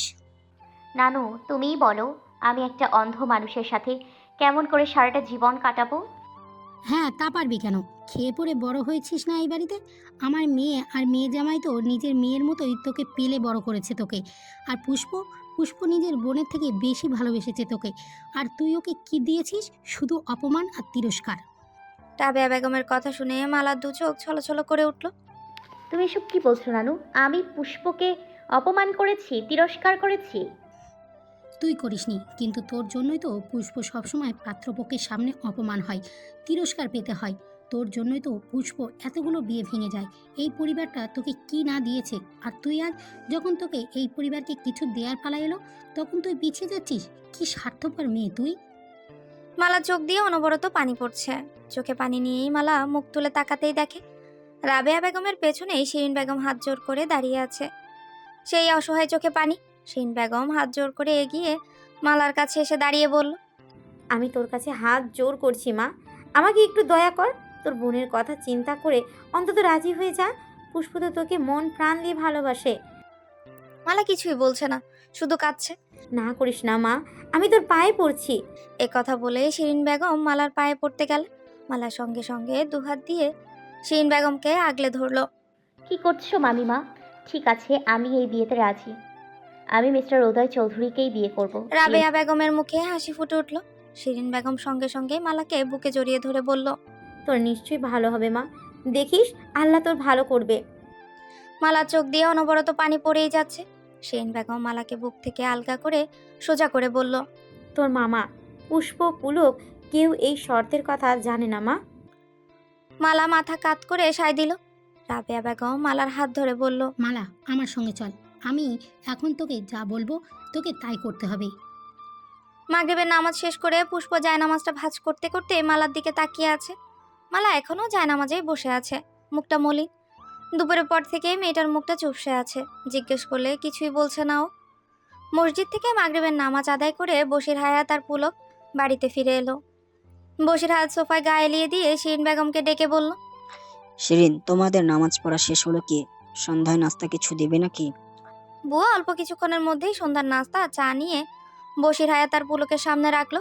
বশির হায়াত বলল, বাড়ির মেয়েরা কোথায়? এই কথা শেষ হতে না হতেই শিরিন বেগম ছোট ছোট পা ফেলে বশির হায়াতের পাশে এসে বসলো। আমতা আমতা করে বলল, মানে মালা তোকে কিছু বলতে চায়। বশির হায়াত চায়ে চুমুক দিতে গিয়েও দিলেন না, ভ্রু কুচকে বললেন, কি বলতে চাই? তুমি ডেকেই জিজ্ঞেস করো। বশির হায়াত চায়ের কাপটা হাত থেকে রেখে একটু উচ্চস্বরেই মালাকে ডাকে। মালা, মামালা। বসার ঘর থেকে বশির হায়াতের ডাক শুনে ঘর থেকে মালা কেঁপে উঠল। রাবেয়া বেগম তড়িঘড়ি করে ঘরে ঢুকে মালার হাত টেনে বলল, মালা, তোর মামা তোকে ডাকছে। পুষ্প বলল, বাবা মালাকে কেন ডাকছে নানু? মালা, তোর বাবাকে কিছু বলতে চাই। পুষ্প ভ্রু কুচকে বলল, মালা, তুই বাবাকে কি বলতে চাস? জরুরি কিছু বলার আছে কি? মালা পুষ্পকে কিচ্ছু না বলে আস্তে আস্তে গুটি গুটি পায়ে বশির হায়াতের সামনে এসে দাঁড়ালো। পুষ্প আর রাবেয়া বেগমও মালার পেছন পেছন ঘর থেকে বসার ঘরে এসে মাঝ রাস্তায় দাঁড়িয়ে পড়ল। দৃষ্টি তাদের মালার উপর। মালাকে দেখে বশির হায়াত নরম স্বরেই বলল, কিছু বলবি মা? কিছু লাগবে তোর? মানে আমি এত সংকোচ বোধ করছিস কেন? কিছু লাগলে বল। আমি মিস্টার উদয় চৌধুরীকে বিয়ে করতে রাজি মামা। মালার এই কথায় বশির হায়াত, পুষ্প, পুলক সবাই অবাক হয়ে গেল। পুষ্প এবার দৌড়ে মালার পাশে এসে দাঁড়ালো। বশির হায়াত সোফা থেকে উঠে দাঁড়ালো। ভ্রু কুচকে তীক্ষ্ণ দৃষ্টিতে স্ত্রী শিরিন বেগমের দিকে তাকিয়ে বলল, ও কে এই কথা কে বলেছে? মালা তাড়াতাড়ি করে বলল। আমাকে বাড়ির কেউ কিছু বলেনি মামা। চৌধুরী দাদির সাথে আমার দেখা হয়েছিল, তখন তিনি আমার কাছে জানতে চেয়েছিলেন আমি ওনার নাতিকে বিয়ে করতে রাজি কিনা। আর তুই বলে দিলি তুই রাজি? মালা মাথা নেড়ে হ্যাঁ বলল। পুষ্প অবাক হয়ে মালার দিকে তাকিয়ে আছে। এত কিছু ঘটে গেছে, কই মালা তো তাকে কিছু বলেনি। যে মেয়েটা কোনো কথাই তার কাছে গোপন রাখে না, সেই মেয়েটা এত সময়ের মধ্যে একটা কথাও তাকে বলল না। বশির হায়াত পেছনে 2 হাত চেপে ধরে সোজা হয়ে দাঁড়িয়ে বলল, কিন্তু আমি এই বিয়েতে রাজি না। ছেলেটা অন্ধ। আমি একটা অন্ধ ছেলের সাথে তোর বিয়ে দিতে পারবো না। তাতে কি হয়েছে মামা? অন্ধ হলেও তো উনি মানুষ। আর সবচেয়ে বড় কথা, ওনারা বড় লোক, এত বড় বংশ, এত ধনী পরিবার। আমার ভাগ্য কত ভালো বলো তো। আমি চৌধুরী বংশের বউ হব, পায়ের ওপর পা তুলে সারা জীবন কাটিয়ে দিতে পারবো। আর কি চাই বলো? আমি উদয় চৌধুরীকেই বিয়ে করব মামা। তুমি বিয়ের ব্যবস্থা করো। মালার কথা শুনে বশির হায়াত অবাক হয়ে গেলেন। মালার বলা কথাগুলোতে কেমন যেন লোভ মিশেছিল, কিন্তু মালা তো এমন কথা বলার মেয়ে না। বশির হায়াত মালাকে শক্ত কণ্ঠে বলল, এই কথাগুলো কি তোমার মনের কথা নাকি তোমাকে কেউ শিখিয়ে দিয়েছে? শিরিন বেগম আর রাবেয়া বেগম শুকনো ঢোক গিলল। মালা বলল, না মামা, আমাকে কেউ কিছু শিখিয়ে দেয়নি। আমি আমার ভালোটা বুঝি, তাই এই বিয়েতে রাজি হয়েছি। তুমি যদি রাজি থাকো তাহলে আমি অবশ্যই বিয়ের ব্যবস্থা করব মালা। কিন্তু তুমি আরেকটা একটুবার ভেবে দেখো, জীবনটা একদিনের নয়। সারা জীবন তোমাকে একটা অন্ধ ছেলের সাথে কাটাতে হবে। আমি রাজি মামা। বশির হায়াত বড় একটা নিঃশ্বাস ছাড়লেন, তারপর বললেন, ঠিক আছে, তুমি যদি রাজি থাকো তাহলে আমার আর কিছু বলার নেই। এই কথা বলেই বশির হায়াত নিজের ঘরে চলে গেল। রাবেয়া বেগম আর শিরিন বেগম দুজন দুজনের দিকে তাকিয়ে মুখে হাসি ফুটিয়ে উঠল। ঘরে গিয়ে মালার 2 চোখ দিয়ে অনবরত পানি পড়ছে। পুষ্প সামনে গিয়ে দাঁড়াতেই চোখের পানি মুছে মুখে হাসি ফুটিয়ে বলল, আমার বিয়ে ঠিক হয়ে গেছে পুষ্প। এই কথাটা এখন কেন? আগে কেন বললি না? আর চৌধুরী দাদি কখন তোর সাথে দেখা করতে এসেছিলেন? আমি তো দেখিনি। আর তুই কি সত্যি এই বিয়েতে মন থেকে রাজি? কত ভালো ভালো ছেলে তোর জন্য পাগল। তোর জন্য ছেলের অভাব হবে না মালা। আর একটু ভেবে দেখ। প্লিজ পুষ্প, ওনার সাথে আমার বিয়ে ঠিক হয়ে গেছে। আচ্ছা মালা, তুই কি উদয় চৌধুরীকে সত্যিই ভালোবাসিস? মালা পুষ্পের দিকে তাকালো। পুষ্প মালা চোখের দিকে তাকিয়ে আছে। মালা উদয় চৌধুরীর শার্টের বোতাম লাগিয়ে দেওয়া, হাত ধরে হাঁটা, এসব দেখে পুষ্পের কাছেও কিছুটা অন্যরকম লেগেছে। সেই কথাগুলো ভেবেই পুষ্প মালাকে এই কথা জিজ্ঞেস করেছে। মালাও নির্দ্বিধায় বলে ফেলল, হ্যাঁ, আমি ওনাকে ভালোবাসি।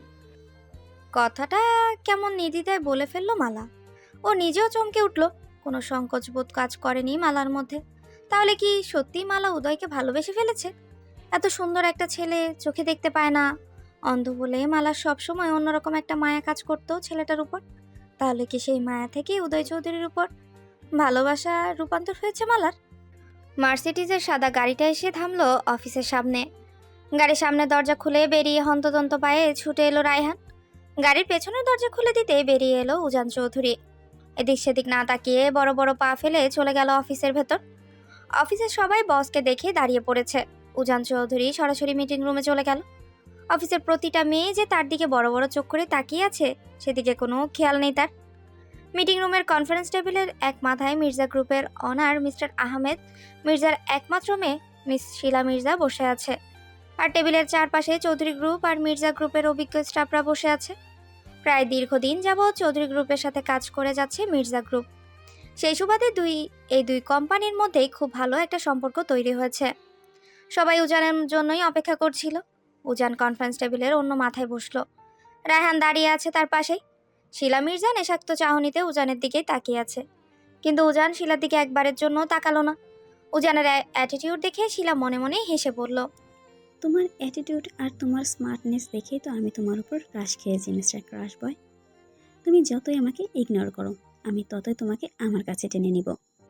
প্রায় 1 ঘন্টা মিটিংয়ের মধ্যে উজান কোনো কথাই বলছিল না, শুধু শুনে যাচ্ছিল। পণ্যের উদাহরণ দিয়ে মির্জা গ্রুপের ম্যানেজার সবার সামনেই তাদের পণ্যের উদাহরণ দিয়ে যাচ্ছিল। মির্জা গ্রুপের ম্যানেজারের কথা শেষ হওয়ার পর শিলা মির্জা উজান চৌধুরীর উদ্দেশ্যে বলল, তো মিস্টার উজান চৌধুরী, আমাদের মেকআপ আইটেমের কাঁচামাল সম্পর্কে তো আপনি সব কিছুই জানলেন। আপনার আর আমার কোম্পানি অনেক বছর ধরে একসাথে কাজ করে যাচ্ছে। আমরা চাই সব কিছুর মতো আপনাদের কোম্পানির নতুন প্রোডাক্ট মেকআপ আইটেমগুলো আমাদের কোম্পানির কাঁচামাল দিয়ে প্রস্তুত করা হোক। তো এবার আপনি বলুন, কেমন লাগলো আমাদের কোম্পানির মেকআপ আইটেমের কাঁচামাল? উজান এক কথায় বলল। একেবারেই বাজে। শিলার কপাল সঙ্গে সঙ্গে কুঁচকে গেল। উজান আবার বলল, এটা কোনো পোশাক না মিস শিলা, না কোনো জুতা বা ব্যাগ বা অন্য কিছু। এটা মেকআপ আইটেম। এটা মেয়েদের ত্বকে ব্যবহার করা হবে। তো মিস শিলা, আপনি আমাকে একটা কথা বলুন তো, আপনি যে বেরোনোর আগে মেকআপ করে বের হয়েছেন, সেগুলো কি দেশি নাকি বিদেশি? অবভিয়াসলি বিদেশি। আমি বিদেশি ব্র্যান্ডের মেকআপ ছাড়া ব্যবহার করি না। ঠিক আছে, তাহলে আপনার কোম্পানির কাঁচামাল দিয়ে আমি মেকআপ আইটেম তৈরি করব। আপনাকে গ্যারান্টি দিতে হবে সেই মেকআপ আইটেমগুলো আপনি মিনিমাম 2 মাস ব্যবহার করবেন। আমি বিদেশি ব্র্যান্ডের মেকআপ ছাড়া ব্যবহার করি না। উজান উচ্চস্বরেই হাসলো, তারপর বলল, আপনি যেমন টাকা দিয়ে মেকআপগুলো কিনেছেন, সবাই টাকা দিয়ে আমার কোম্পানি থেকে মেকআপগুলো কিনবে। তো তারা কেন এই পচা ম্যাটেরিয়াল দিয়ে বানানো মেকআপগুলো ব্যবহার করবে? আপনি কি বলতে চাইছেন আমাদের কাঁচামাল পচা? আমাদের সাথে তো অনেক বছর ধরে কাজ করছেন, কই কোনো দিন তো এমন কথা হয়নি। আমি সব কিছুর কথা বলিনি মিস শিলা, আমি শুধু মেকআপ আইটেমের কাঁচামাল সম্পর্কে বলেছি। আপনাদের কোম্পানির কাঁচামাল যদি খারাপই হতো তাহলে আমরা কখনোই আপনাদের সাথে কাজ করতাম না। কারণ আমি আমার কোম্পানির প্রোডাক্ট নিয়ে কারোর সাথে আপোষ করি না। আমি ভাবছি আমাদের কোম্পানির পোশাক, জুতা, ব্যাগ এই সব কিছুর সাথে মেকআপ আইটেমটা লঞ্চ করব। কাস্টমার পছন্দ করে এই চৌধুরী গ্রুপের প্রোডাক্ট, তাই আমি তাদের আস্থা রাখতে চাই। আমাদের কোম্পানির বেশিরভাগ প্রোডাক্টের কাঁচামালই আপনার কোম্পানি থেকে আসে, কিন্তু আপনাদের এইবারের মেকআপ আইটেমের কাঁচামালগুলো আমার পছন্দ হয়নি। মেয়েদের ত্বক খুব সেন্সিটিভ, তাই এই বিষয়ে আমার কড়া নজর আছে। আমার কোম্পানির মেকআপ আইটেমের কাঁচামালগুলো বিদেশ থেকে নিয়ে আসা হবে, তাই সো সরি, এবারের ডিলটা আমি আপনাদের সাথে করতে পারছি না। শুধু এইবার ডিল নয় মিস্টার উজান, আগের বারের ডিলটাও আপনি আমাদেরকে ফিরিয়ে দিয়েছেন। ওই যে বললাম, আমি আমার কোম্পানির প্রোডাক্ট নিয়ে কারোর সঙ্গে আপোষ করি না। আই মিন প্রোডাক্টের মান নিয়ে। আমাদের কোম্পানির কাঁচামাল দিন দিন নিম্ন পর্যায়ে যাচ্ছে। যতদিন আপনাদের প্রস্তুত করা কাঁচামাল আমার ভালো লাগবে ততদিনই আমি আপনাদের সাথে কাজ করব, আর নয়তো নয়। আমার কোম্পানি কারো কাছে প্রতিজ্ঞাবদ্ধ নয়, তাই নিজের কোম্পানির প্রোডাক্টের দিকে নজর দিন। আশা করি খুব শীঘ্রই আপনাদের সাথে আবার কাজ করা হবে। এই কথা বলে উজান মিটিং রুম থেকে বেরিয়ে গেল। রায়হানও তার পিছু পিছু বেরিয়ে গেল। শিলা দাঁতে দাঁত চেপে বসে রইল। উজান নিজের কেবিনে গিয়ে চেয়ারে বসে সামনে রাখা ফাইলগুলো চেক করতে লাগলো। রায়হান উজানের সাজানো টেবিলটা আরও একটু গুছিয়ে দিচ্ছে। কি করবে বেচারা, তার তো আর কোনো কাজ নেই। তার কাজই সারাক্ষণ উজানের কাছে কাছে থাকা। তার কি লাগবে না লাগবে চোখ দেখে এই সব কিছু বুঝে ফেলা। যদিও বেচারা চেষ্টা করে যায়, কিন্তু আদৌ কি এই চোখের ভাষা বোঝার ক্ষমতা তার আছে? এই চোখের মধ্যে অনেক কিছু লুকিয়ে আছে, যা তার মতো ছোট্টখাটো মানুষ বোঝার ক্ষমতা রাখে না। হঠাৎ করে উজানের ফোনটা বেজে উঠল। আয়শা চৌধুরীর ফোন। উজান মুখে হাসি ফুটিয়ে ফোনটা রিসিভ করলো। হ্যালো দাদিমা। উজান, তোমাকে বিয়ে করতে হবে। করে দিব দাদিমা। উজান, মেয়েটার গায়ের রং শ্যামবর্ণ। কোনো সমস্যা নেই, তুমি যাকে বিয়ে করতে বলবে তাকেই বিয়ে করব। কিন্তু হঠাৎ করে কেন বিয়ে জানতে চাই? কিন্তু হঠাৎ করে বিয়ে কেন জানতে পারি? তুমি তো ভাইয়ার জন্য মেয়ের খুঁজতে গিয়েছিলে গ্রামে। হ্যাঁ উজান, উদয়ের জন্য মেয়ে পেয়ে গেছি। আমি তোমাকে মেসেজ করছি দাদু ভাই। আমি কেন হঠাৎ একটা শ্যামবর্ণের মেয়ের সাথে তোমার বিয়ে ঠিক করেছি সব তোমাকে বিস্তারিত বলছি। এই কথা বলে আয়শা চৌধুরী ফোনটা রেখে দিল। উজান ফোন রাখার সাথে সাথেই ম্যানেজার ঢুকলো উজানের কেবিনে। উজানের সামনে এসে দাঁড়িয়ে বলল, মিস শিলা মির্জা আপনার সাথে কথা বলতে চাই স্যার। আমার যা কিছু বলার আমি ওনাকে অলরেডি বলে দিয়েছি। তারপর কিছু বলার থাকলে চাচুর সাথে কথা বলতে বলুন, আমি এখন বিজি আছি। ম্যানেজার আমতা আমতা করে বলল, না মানে উনি বলছিলেন আপনার সাথে পার্সোনাল কিছু কথা আছে। উজান ম্যানেজারের দিকে তীক্ষ্ণ চোখে তাকিয়ে উচ্চস্বরে বলল, কিন্তু ওনার সাথে আমার কোনো পার্সোনাল কথা নেই। সব পার্সোনাল কথার ইতি টেনে দিয়েছি, আর এই উজান চৌধুরী যা একবার ইতি টেনে দেয় সেই চ্যাপ্টার আর খুলে না। ম্যানেজার সঙ্গে সঙ্গে চলে গেল। তার কথার পর আর কথা বলার সাহস কেউ দেখায় না। উজান আবারও ফাইলে মনোযোগ দিল। ম্যানেজার বাইরে গিয়ে উজান যা যা বলেছে শিলাকে তাই তাই বলল। উজানের কথা শুনে শিলা দাঁতে দাঁত চেপে বলল, তুমি আমার সাথে এমন করতে পারো না উজান। আমার আর তোমার সম্পর্ক তুমি এইভাবে নষ্ট করে দিতে পারো না। মনে মনে এই কথাগুলো বলে শিলা অফিস থেকে বেরিয়ে গেল। অল্প কিছুক্ষণ পর উজানের ফোনে টুংটাং শব্দ করে একটা মেসেজ এলো। উজান ফোনের স্ক্রিনে চোখ রাখতেই দেখে আয়শা চৌধুরীর মেসেজ। দাদু ভাই, আমি তোমার বিয়ে ঠিক করেছি। একটা খারাপ পরিস্থিতির উপর দাঁড়িয়ে আমি এই বিয়েটা ঠিক করেছি। মেয়েটা কোনো লাল টুকটুকে ফর্সা নয়, বরং মেয়েটার গায়ের রং শ্যামবর্ণ, কিন্তু মেয়েটা দেখতে অনেক মায়াবী। আর এই মেয়েকেই তোমাকে বিয়ে করতে হবে দাদু ভাই। গ্রামে আসার পরই আমাদের সাথে একটা দুর্ঘটনা ঘটে। ওই দুর্ঘটনা থেকে গ্রামের স্কুলের হেডমাস্টার বশির হায়াতের মেয়ে আর ভাগ্নে মিলে আমাকে আর উদয়কে বাঁচায়। সেই জন্য মেয়ে দুটোর উপর আমরা কৃতজ্ঞ। ওই ঘটনার পরই মেয়ে দুটোর সাথে আমাদের পরিচয় হয়। মালা মানে বশির হায়াতের ভাগ্নি অপরূপ সুন্দরী। আমি উদয়ের জন্য মালাকে পছন্দ করেছি, কিন্তু উদয় বিয়ে করতে রাজি না। তুমি তো সবই জানো। অনেক কাঠখড় পোড়ানোর পর উদয়কে অনেক কষ্টে রাজি করিয়েছি, কিন্তু উদয় শর্ত দিয়েছে তার সব শর্ত মালার পরিবারকে জানাতে হবে, কারণ উদয় জানে সব কিছু জানার পর মালার পরিবার তার সাথে মালার বিয়ে দিবে না। আমি কিছুই তাদের জানাইনি, কিন্তু তারপরও বশির আমার মুখের উপর না করে দিল একটা অন্ধ ছেলের সাথে তার ভাগ্নির বিয়ে দিবে না বলে। আমি ওই সময় মনে মনে খুব অপমানিত হয়েছিলাম, আর মনে মনে ভাবছিলাম উদয় যদি জানতে পারে মালার পরিবার এই বিয়েতে রাজি হয়নি, তাহলে উদয় আর বিয়েই করবে না। আমি উদয়কে কিছুই জানাইনি। কি করে কি করা যায় নিজের মনের মধ্যে ছক কষতে লাগলাম। এরই মধ্যে ওই বাড়ি থেকে খবর এলো মালা এই বিয়েতে রাজি, তবে একটা শর্ত হলো ওই বাড়ির আরেক মেয়ে পুষ্পকে যদি আমার ছোট নাতির সাথে বিয়ে দেই তাহলে মালা এই বিয়েতে রাজি।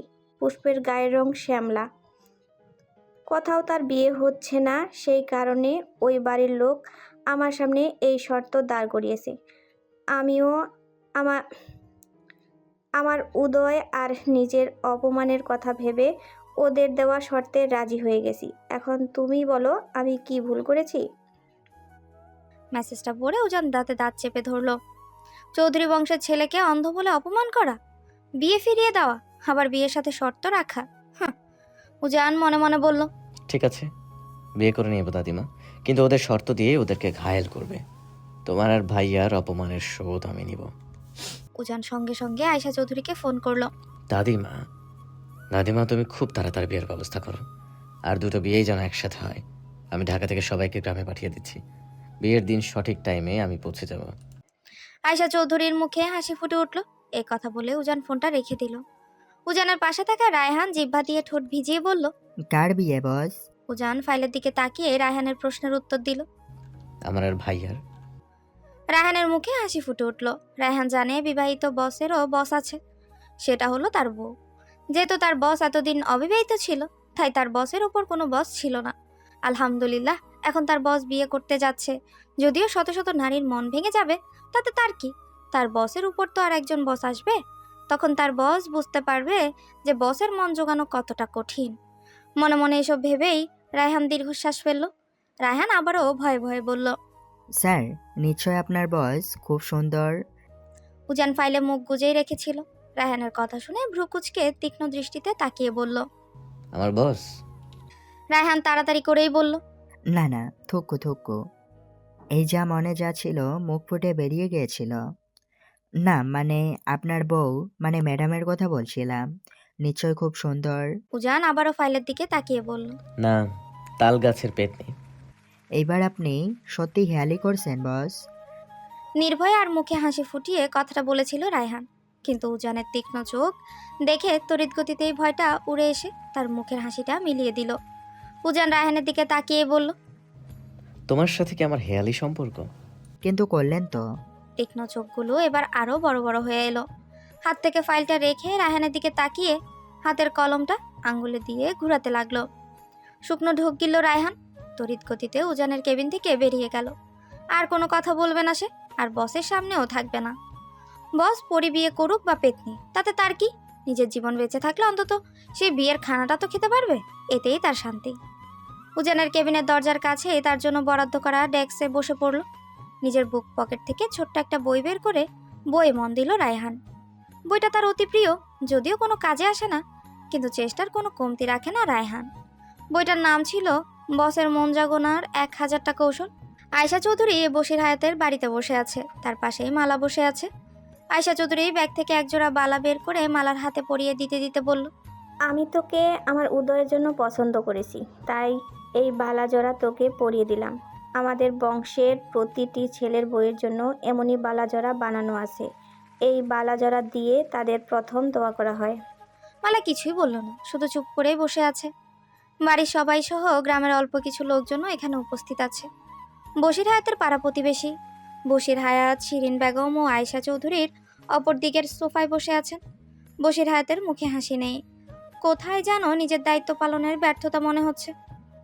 কিছুটা দূরেই দাঁড়িয়ে আছে পুষ্প, শাড়ি পরা, হালকা পাতলা লম্বা গঠনের শ্যামবতী মেয়েটার দিকে আর চোখে তাকালো আয়শা চৌধুরী। যদিও প্রথম থেকে পুষ্পকে খুব ভালো লাগতো আয়শা চৌধুরীর, কারণ ওই দিন পুষ্পই তার জীবন বাঁচিয়েছিল। গাড়ি থেকে বের করে ইনহেলার খুঁজে বের করে এনে তার মুখে দিয়ে যেন নতুন করে ওই দিন বেঁচে উঠেছিল আয়শা চৌধুরী। তাই এই মেয়েটার উপর আলাদা একটা মায়া আর টান অনুভব করতো আয়শা চৌধুরী। কিন্তু এখন এই মুখটার দিকে তাকিয়ে মনে হচ্ছে লোভী আর স্বার্থবাদী একটা মেয়ে, সাথে তার পরিবারকে। তাই মনে হচ্ছে কেমন করে সুযোগ বুঝে নিজের মেয়েকে পার করে ফেলছে। আয়শা চৌধুরী এমনিতেও বশির হায়াত আর পুষ্পকে মন থেকে পছন্দ করলেও তার কাছে শর্ত রাখার ফলে এখন তাদের প্রতি নেতিবাচক মনোভাব পোষণ হচ্ছে। তারপর যদিও শিরিন বেগম আর রাবেয়া বেগম আয়শা চৌধুরীকে বলেছে বশির হায়াত আর পুষ্প এসবের কিছুই জানে না, কিন্তু আয়শা চৌধুরীর কাছে মনে হচ্ছে এটা সবটাই এই পরিবারের নাটক। পুষ্প বুঝতে পারছে না তাকেও কেন শাড়ি পরানো হয়েছে। যদিও মালার বিয়ের পাকা কথা হবে, কিন্তু মালা এমনভাবে জোর করায় পুষ্প শাড়ি পরতে বাধ্য হলো। আয়শা চৌধুরী ব্যাগ থেকে আরেক জোড়া বালা বের করে এগিয়ে গেল পুষ্পের দিকে। পুষ্পের সামনে দাঁড়িয়ে পুষ্পর হাতে বালা জোড়া পরিয়ে দিল। পুষ্পকে বালা জোড়া পরিয়ে দেওয়ায় পুষ্প, পুলক, বশির হায়াত সহ উপস্থিত সবাই অবাক হয়ে গেল। কিন্তু অবাক হয়নি শুধু শিরিন বেগম, রাবেয়া বেগম আর মালা। তাদের মুখে হাসি ফুটে উঠল। পুষ্প অবাক চোখে তাকালো আয়শা চৌধুরীর দিকে। বশির হায়াত উৎকণ্ঠা নিয়ে বলল, চৌধুরী মা পুষ্প। বশির হায়াতকে পুরো কথা বলতে না দিয়ে আয়শা চৌধুরী বলল, হ্যাঁ বশির, পুষ্পকে আমি আমার ছোট নাতি উজান চৌধুরীর জন্য পছন্দ করে নিলাম। পুষ্প আর মালার একসাথে আমার 2 নাতি উজান চৌধুরী আর উদয় চৌধুরীর সাথে বিয়ে হবে। বশির হায়াত বলল, কিন্তু চৌধুরী মা, উজান বাবা তো পুষ্পকে দেখেনি। তাতে কোনো সমস্যা হবে না বশির, আমি উজানের সাথে কথা বলে এই পথে এগিয়েছি। তোমরা বিয়ের আয়োজন করো। ঢাকা থেকে উদয় আর উজানের মা সহ সবাই আজ সন্ধ্যায় 2 বধূর জন্য বিয়ের শাড়ি গয়না নিয়ে চলে আসবে। সময় বেশি নেওয়া যাবে না। কাল গায়ে হলুদ, তার পরের দিন বিয়ে। উদয় তো এখানেই আছে, আর উজান ঠিক সময়ই বিয়ের দিন পৌঁছে যাবে। তোমরা কোনো চিন্তা করো না, বাড়ির 2 মেয়ের বিয়ের আয়োজন করো। ওই কথাগুলো এক নাগারে বলে যাচ্ছিল আয়শা চৌধুরী, যেন কাউকে কথা বলার সুযোগই দিচ্ছেন না তিনি। ওইদিকে পুষ্পের হাত পা অনবরত কাঁপছে। হঠাৎ করে এমনটা হবে ভাবতেও পারেনি সে। এই কথা বলে আয়শা চৌধুরী সবার কাছ থেকে বিদায় নিয়ে চলে গেল। শিরিন বেগম মেয়ের কাছে এসে মেয়ের কপালে চুমু দিয়ে তাকে বুকে জড়িয়ে ধরল। পুষ্প, আমাদের একই বাড়িতে বিয়ে হচ্ছে, আমরা সারা জীবন একসঙ্গে থাকতে পারবো। মালাও দৌড়ে এসে পুষ্পকে জড়িয়ে ধরে বলল, কিন্তু এই সব কথাগুলো যেন পুষ্পের কানেই কিছুই পৌঁছাচ্ছে না। তার চোখে শুধু আয়শা চৌধুরীর গম্ভীর মুখটাই ভেসে উঠছে। পুষ্পকে বালাজোড়া পরিয়ে দেওয়া, নিজের ছোট নাতির জন্য তাকে পছন্দ করা, কথাগুলো যেন আয়শা চৌধুরীর মন থেকে বলেনি। ওই সময় তার মুখে যেন গম্ভীরতাই ফুটে উঠেছিল। কিন্তু মালাকে বালা পরিয়ে দেওয়ায় তার সঙ্গে হেসে হেসে ঠিকই আয়শা চৌধুরীর কথা বলেছিল। তাহলে তাকে কেন তার ছোট নাতির জন্য হঠাৎ করেই পছন্দ করে নিল, তাও তার মতো একটা শ্যামবর্ণ মেয়েকে। আয়শা চৌধুরী বাড়িতে ফিরে যাওয়ার কিছুক্ষণ পরেই পুষ্প এসে হাজির হয় চৌধুরী বাড়িতে। পুষ্পকে হঠাৎ করে এই সময় দেখে আয়শা চৌধুরী অবাক হয়ে বলল, পুষ্প তুমি? পুষ্প আয়শা চৌধুরীর সামনে দাঁড়িয়েই বলল, যেখানে সাধারণ পরিবারের মানুষ এসে এই শ্যামবর্ণ মেয়েকে রিজেক্ট করে দিয়ে চলে যায়, সেখানে এই শ্যামবর্ণ মেয়েকে কেন আপনার বাড়ির নাত বউ করতে চাইছেন চৌধুরী দাদি? কোনো রকম দয়া বা কৃতজ্ঞতা থেকে নয় তো? আয়শা চৌধুরী মনে মনে ভাবলো পুষ্প সবটাই জানে, কিন্তু তার সামনে না জানা নাটক করছে। আয়শা চৌধুরী তার ছেলের হাসি দিয়ে বলল, বাড়িতে যাও পুষ্প, বিয়ের আগে নিজের হবু শ্বশুর বাড়িতে আসা সুন্দর দেখায় না। পুষ্পের কাছে মনে হলো আয়শা চৌধুরী তার কাছে কিছু গোপন করছে। তা আপনি কি মন থেকে আমাকে আপনার নাত বউ করতে চাইছেন নাকি? তার কথা পুরোপুরি শেষ হওয়ার আগেই রাবেয়া বেগম দৌড়ে চৌধুরী বাড়িতে ঢুকলো। আয়শা চৌধুরী ওই বাড়ি থেকে বেরিয়ে যাওয়ার কিছুক্ষণ পরই পুষ্প ওভাবে বেরিয়ে যাওয়ায় সন্দেহহীন চোখে লেগেছিল রাবেয়া বেগমের কাছে। পুষ্প খুব চালাক মেয়ে, যদি কিছু টের পেয়ে যায় আর আয়শা চৌধুরীও যদি পুষ্পকে সত্যটা বলে দিয়ে এ বিয়ে ভাঙতে চায়, সেই কথা ভেবেই পুষ্পর পিছু ধরেছিল রাবেয়া বেগম। রাবেয়া বেগমকে দেখে পুষ্প অবাক হয়ে বলল, নানু তুমি এখানে? তুই এখানে কি করছিস? দাদি শাশুড়ি সেবা করতে বুঝি আর তস হয়েছে না? রাবেয়া বেগম আর চোখে তাকালো আয়শা চৌধুরীর দিকে। বিরক্তি ফুটে উঠেছে আয়শা চৌধুরীর চোখে মুখে। পুষ্পকে বুঝিয়ে শুনিয়ে চৌধুরী বাড়ি থেকে নিয়ে গেল রাবেয়া বেগম। আজ পুষ্প আর মালার গায়ে হলুদ। পুষ্প আর মালার বান্ধবী রূপা আর পলি তাদের দুজনকে হলুদের সাজে সাজিয়ে দিচ্ছে, কিন্তু পুষ্পের মুখে হাসি নেই। মন কিছুতেই শান্ত হতে চাইছে না তার। সব কিছুই খুব তাড়াতাড়ি হয়ে যাচ্ছে। হঠাৎ করেই মালার বিয়ে ঠিক হয়ে গেল, তারপরের দিন তার, আর আজ আবার গায়ে হলুদ। কোনো কিছু বোঝার আগেই যেন সব কিছু হয়ে যাচ্ছে। আর সে সামনে যেতেই আয়শা চৌধুরী চোখে মুখে এত বিরক্তি ফুটে উঠেছিল কেন? ভালোভাবে কথাও বললো না তার সাথে, কিন্তু বাড়িতে এসে মালার সাথে তো কত সুন্দর করে কথা বলল, কিন্তু তার সাথে এত বিরক্ত কেন? হঠাৎ করে হাতে কিছুটা ব্যথা অনুভব করতে হাতের দিকে তাকিয়ে দেখে রক্ত। কি করলি রূপা? পুষ্পর হাতটা কেটে ফেললি? টিস্যু দিয়ে হাতটা মুছে দিতে দিতে অস্থির হয়ে বলল মালা। রূপা নরম গলায় বলল, আমি ইচ্ছে করে করিনি মালা, কাচের ছুরি তো, অসাবধানতায় ভেঙে গেছে হয়তো। সেটাই তো, একটু সাবধান হবি না? পলিও তো আমাকে কাচের চুড়ি পরিয়ে দিয়েছে, কই আমার তো হাত কাটেনি না। পুষ্প মালার দিকে তাকিয়ে আছে। মনে হচ্ছে নিজেকে নিয়ে একেবারেই চিন্তিত নয় মালা। এত সুন্দর করে সাজিয়ে দেওয়ার পরও কেমন যেন অগোছালো লাগছে মালাকে। পুষ্প ঘর থেকে তাদের দুই বান্ধবী রূপা আর পলিকে কিছুক্ষণ জন্য চলে যেতে বলল। রূপা আর পলিও চলে গেল। পুষ্প মালার হাত ধরে বিছানায় বসিয়ে দিয়ে নিজে তার সামনে বসে বলল, কি হয়েছে মালা? রূপার সাথে ওইভাবে কেন কথা বলছিলি? তুই তো কোনো সময় ওইভাবে কথা বলিস না। খুব অস্থির আর অগোছালো লাগছে তোকে, কি হয়েছে? কোনো কিছু নিয়ে চিন্তা আছিস? মালা সঙ্গে সঙ্গে পুষ্পকে জড়িয়ে ধরলো। পুষ্প, তুই সারা জীবন আমার পাশে আমার সঙ্গে থাকবি, আমার আর কিসের চিন্তা? আমি খুব খুশি পুষ্প, আমরা একই বাড়ির বউ হব। আমি সেই কথা বলিনি মালা, আমি উদয় চৌধুরীর কথা জিজ্ঞেস করছি। তুই ওনাকে বিয়ে করে সুখী হবি তো? ওনাকে নিয়ে নতুন করে কি বলার আছে? আমি তো বললাম আমি ওনাকে মনে মনে ভালোবেসে ফেলেছি, তাই তো আমি এই বিয়ে করতে রাজি হয়েছি। আর দেখ না কত আশ্চর্যের বিষয়, তুইও আমার সাথে একই বাড়িতে বউ হয়ে যাচ্ছিস। সত্যি খুব আশ্চর্যের বিষয়। সবাই তোকে জিজ্ঞেস করলো তুই এই বিয়েতে রাজি কিনা, আর আমাকে এখনো পর্যন্ত কেউ জিজ্ঞেসও করেনি আমি এই বিয়েতে রাজি কিনা। বাবাও আমাকে একটা বারও জিজ্ঞেস করলো না আমি বিয়েতে রাজি কিনা। সবাই আমার বিয়ে নিয়ে এতটাই চিন্তিত যে আমার মতামত নেওয়ার প্রয়োজনটাও মনে করলো না। আর তুইও তো আমাকে জিজ্ঞেস করিসনি মালা। মালা চোখ নামিয়ে বলল, ইয়ে মানে ভুলেই গিয়েছিলাম, তুই এই বিয়েতে রাজি তো পুষ্প?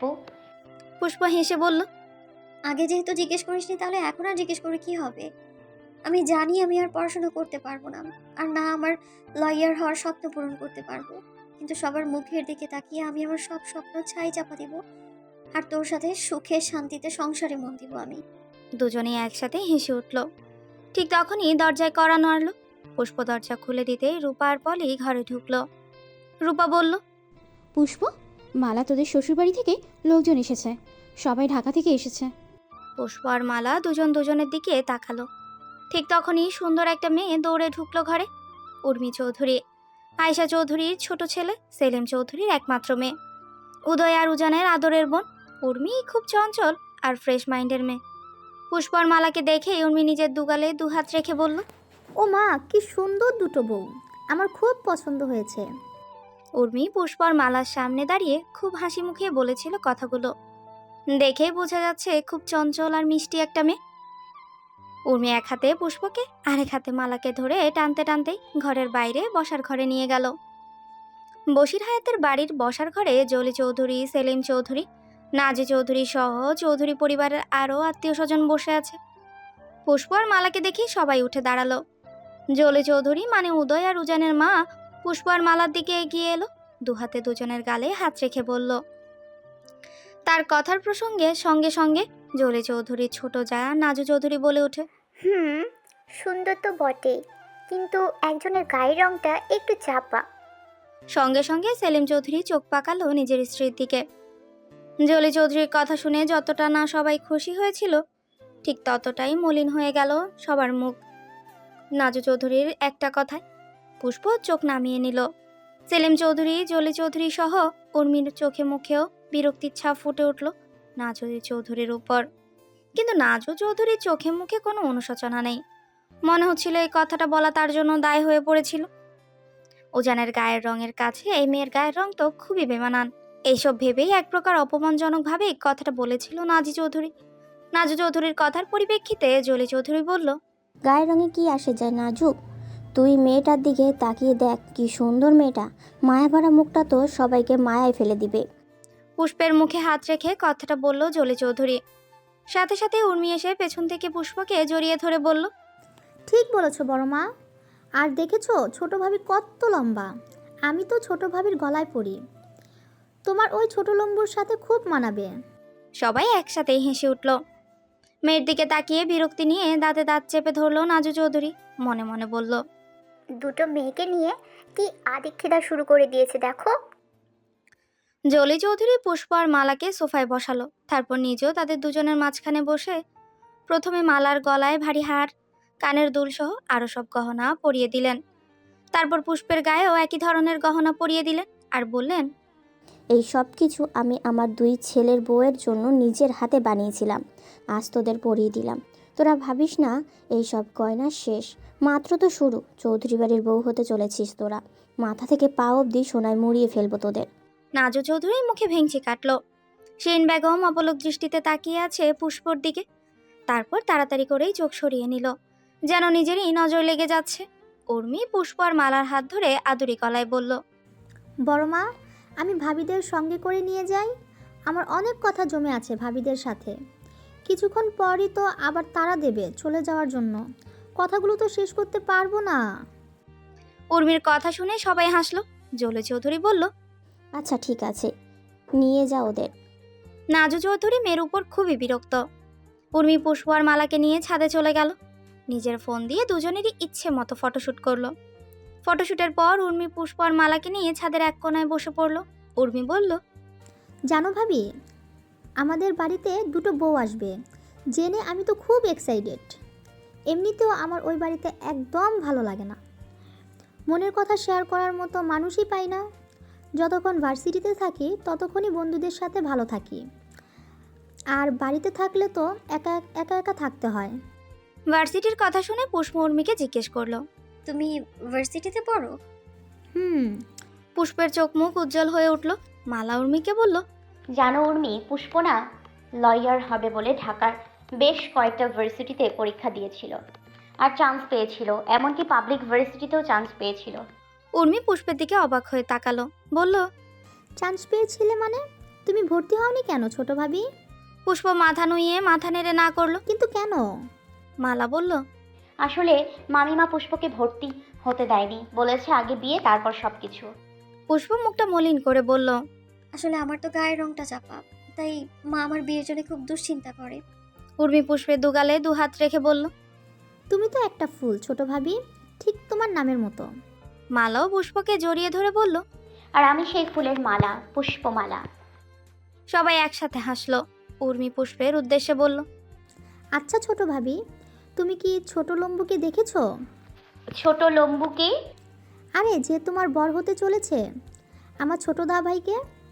ওয়ান অন অনলি উজান চৌধুরী, মেয়েদের ক্রাশ বয়। পুষ্প মুচকি এসে মাথা নুইয়ে মাথা নেড়ে না করলো।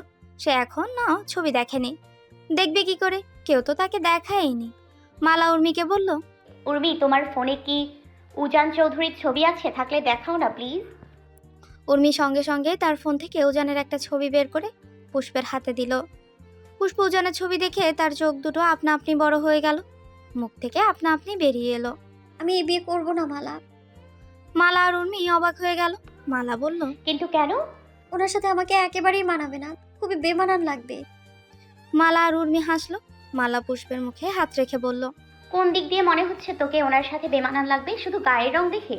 কিন্তু তুই কি জানিস তুই কতটা সুন্দর, কত মায়া তোর মুখে, আর তোর এই চোখ দেখে তো সত্যিকারের প্রেমিক পুরুষরা সঙ্গে সঙ্গে প্রেমে পড়ে যাবে। হ্যাঁ, যদি সে সত্যিই প্রেমিক পুরুষ হয়। মালা উর্মিকে বলল, উর্মি, তোমার উজান ভাইয়া কি প্রেমিক পুরুষ? জানি না, ভাইয়া একটা মেয়েকে পছন্দ করত, কিন্তু সেটা প্রেম নাকি ভালো লাগা সেটা জানি না। পুষ্প বলল, হয়তো এই বিয়েটার জন্যই ওই মেয়েটার মন ভেঙে দিয়েছেন। উর্মি বলল, না, এই বিয়ের জন্য নয়। হঠাৎ করে একদিন বলল ওই মেয়েকে বিয়ে করবে না, অন্য কিছু বলেনি, শুধু এইটুকুই বলেছে।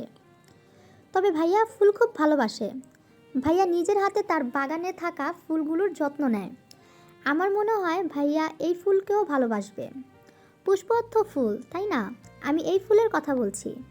উর্মি পুষ্পকে জড়িয়ে ধরে কথাটা বলল।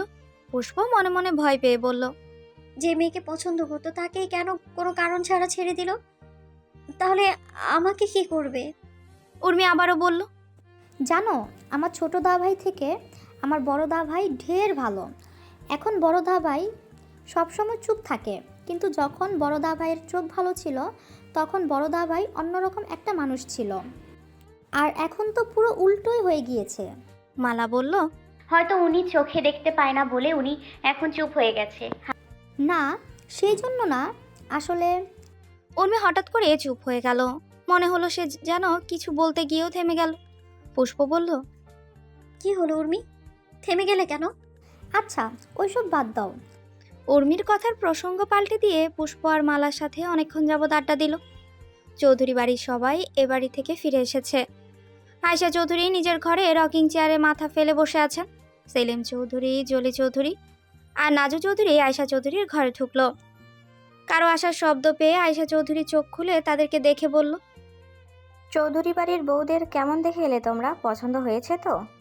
জলি চৌধুরী মুখে তৃপ্তির হাসি ফুটিয়ে বলল, দুটো বউকেই আমার খুব পছন্দ হয়েছে মা। আয়শা চৌধুরীও হাসলো। ছোট ছেলে সেলিম চৌধুরীকে বলল, সেলিম, তোমার কাছে কেমন লেগেছে? ঠিক আছে মা, কিন্তু একজন হেডমাস্টারের ঘর থেকে দুইটা মেয়েকে নেওয়া কি খুব দরকার ছিল? উদয়ের কথা বাদ দিলাম, যেহেতু একটা প্রবলেম আছে সেই জন্য ঠিক আছে, কিন্তু উজানের জন্য তো অনেক ভালো পরিবার বংশ স্ট্যাটাস দেখে বিয়ে করতে পারতাম। অলরেডি মির্জা গ্রুপের অনার মিস্টার আহমেদ মির্জা ওনার মেয়ে লিসা মির্জার সাথে উজানের বিয়ের জন্য আমাকে প্রস্তাব দিয়ে রেখেছেন। আসলে মা, মির্জা কোম্পানির সাথে মিলে আমরা অনেক বছর ধরে কাজ করছি। এখন যদি মির্জা বংশের সাথে আমাদের একটা পারিবারিক সম্পর্ক হয়ে যেত তাহলে আমাদের কোম্পানির জন্য সেটা ভালো হতো।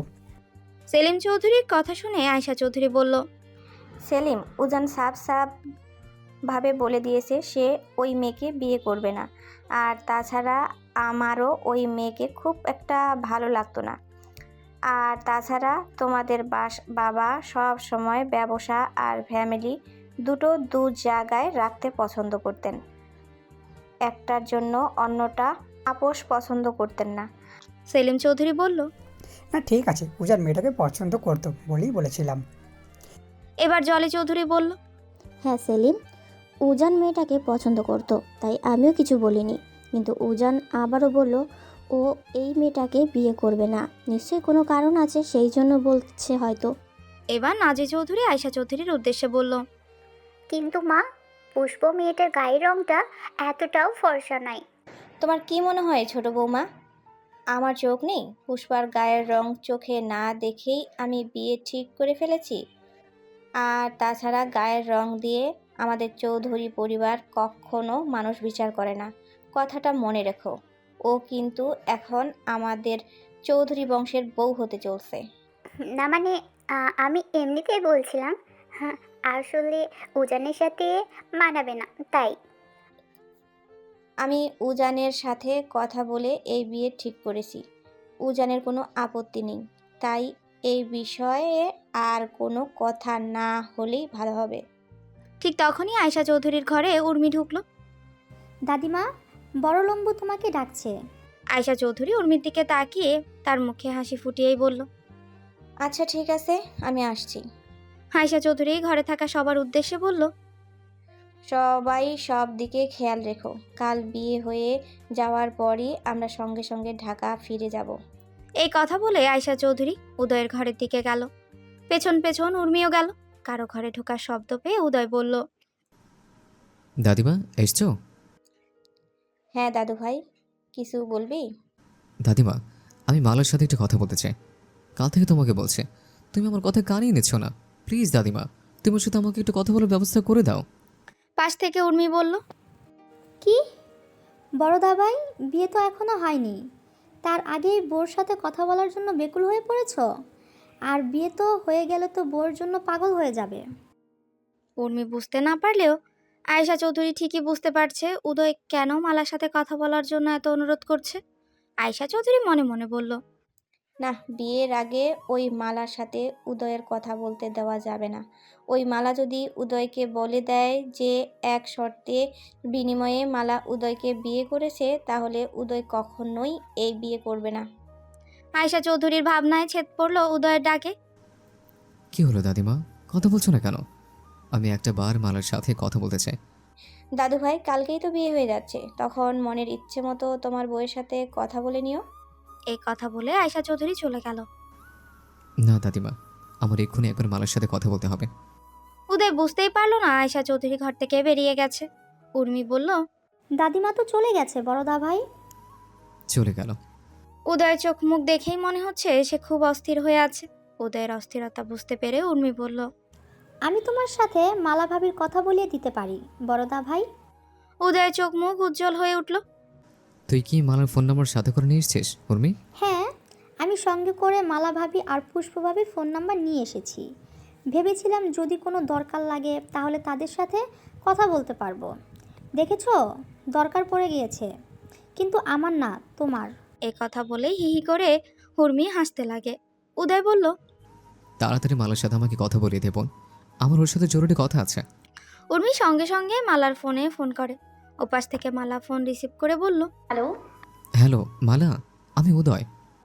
সঙ্গে সঙ্গে মালার বুকটা কেঁপে উঠল। শুকনো ঢোক গিলে বলল, আপনি? হ্যাঁ মালা, তোমার সাথে আমার জরুরি কথা আছে। তুমি কি আমাকে একটু সময় দিতে পারবে? আমি বেশি সময় দেব না, অল্প কিছুক্ষণ। বলুন। কাপা কাপা গলায় বলল মালা। মালা, তুমি কি বিয়েটা মন থেকে করছো, নাকি কোনো চাপ পড়ে করছো, নাকি কোনো চাপে পড়ে করছো? আমাকে প্লিজ বলো। দাদিমা কি তোমার আর তোমার পরিবারকে আমার সম্পর্কে সব কিছু বলেছে? তুমি জানো তো আমার সম্পর্কে সব কিছু? মালা কোনো কথা বলছে না, শুধু চুপচাপ আছে। আয়েশা চৌধুরী তাকে বলেছিল বিয়ের আগে উদয় যদি তাকে জিজ্ঞেস করে যে সেই বিয়েতে রাজি কিনা, তাহলে সে যেন হ্যাঁ বলে দেয়। মালা চুপ থাকা দেখে উদয় আবারও বলল, কি মালা, তুমি কথা বলছো না কেন? তুমি সব কিছু জেনে এই বিয়েটা করছো তো? মালা সঙ্গে সঙ্গেই বলে উঠল, হ্যাঁ, আমি মন থেকে এই বিয়েটা করতে রাজি হয়েছি। উদয় অবাক হয়ে গেল। সে তো ভেবেছিল তার সম্পর্কে সবকিছু জেনে মালা তাকে বিয়ে করতে রাজি হবে না। উদয় দাঁতে দাঁত চেপে বলল, হেই, তুমি কি পাগল মেয়ে? সব কিছু জেনে তুমি এই বিয়েতে রাজি হয়ে গেছো? বিয়ের পর কি হতে পারে সেটা একবার ভেবে দেখেছো? মালা ভাবলো উদয় চোখে দেখতে পায় না, আর সেজন্যই মালার কথা ভেবে এসব বলছে। মালা বলল, আমি আপনাকে ভালোবাসি, আমি সব সময় আপনার পাশে থাকতে চাই। এই কথা বলে মালা সঙ্গে সঙ্গে ফোনটা কেটে দিল। সে কি বলল উদয় চৌধুরীকে? সে ওনাকে ভালোবাসে? খুব অনায়াসেই কথাটা বলে ফেললো, আর সেজন্যই কোনো আফসোসও হচ্ছে না মালার মনে। তাহলে কি সে সত্যি উদয় চৌধুরীকে ভালোবাসে? মালার মুখে এই কথাটা শুনে উদয়ও যেন থমকে গেল। ভালোবাসা? এই ভালোবাসা কি তার জীবনে আসবে কখনো? যে চলে যায় সে কি আর ফিরে আসে? রাত 2টো। ঢাকা শহরের আন্ডারওয়ার্ল্ডের সব বড় বড় মাফিয়া একসঙ্গে বসে আছে। আলোচনা শুরু করতে পারছে না, একজন এখনো এসে পৌঁছায়নি। টাইগার গ্যাংয়ের কিং, যাকে মাফিয়া জগতে সবাই টাইগার নামেই চেনে। খুব কম সময়ে মাফিয়া কিংদের খাতায় নাম লিখে গেছে সে, আর এইটুকু সময়ে হাড় কাঁপানো নামটাকেও করে নিয়েছে টাইগার, যার নাম শুনলে হাড়ে কাঁপন ধরে মাফিয়া জগতে। সবার মুখে বিরক্তির ছাপ। বিরক্তি নিয়ে একজন বলে উঠল। ঠিক তখনই দরজায় জোরে শব্দ হলো। লাথি দিয়ে দরজাটা খুলে বড় বড় পা ফেলে ঘরে ঢুকলো টাইগার। কালো পোশাক, কালো জুতো, কালো ঘড়ি, কালো চশমা সহ কালো মাস্ক দিয়ে মুখ ঢাকা। আজ পর্যন্ত যার মুখ মাফিয়া জগতের কেউই দেখেনি, চোখও না। টাইগারের পিছু পিছু প্রায় 15টা কালো পোশাকধারী ছেলে ঢুকলো। কালো পোশাক মানেই টাইগার গ্যাং। নিজের জন্য বরাদ্দ আসনে পায়ের উপর পা তুলে আয়েশ করেই বসলো টাইগার, আর তার পেছনেই বন্দুক হাতে কালো পোশাকধারী 15 জন ছেলে দাঁড়ানো। চেয়ারে আয়েশ করেই বসে কিছুটা ঝাঁঝালো কণ্ঠে বলল টাইগার,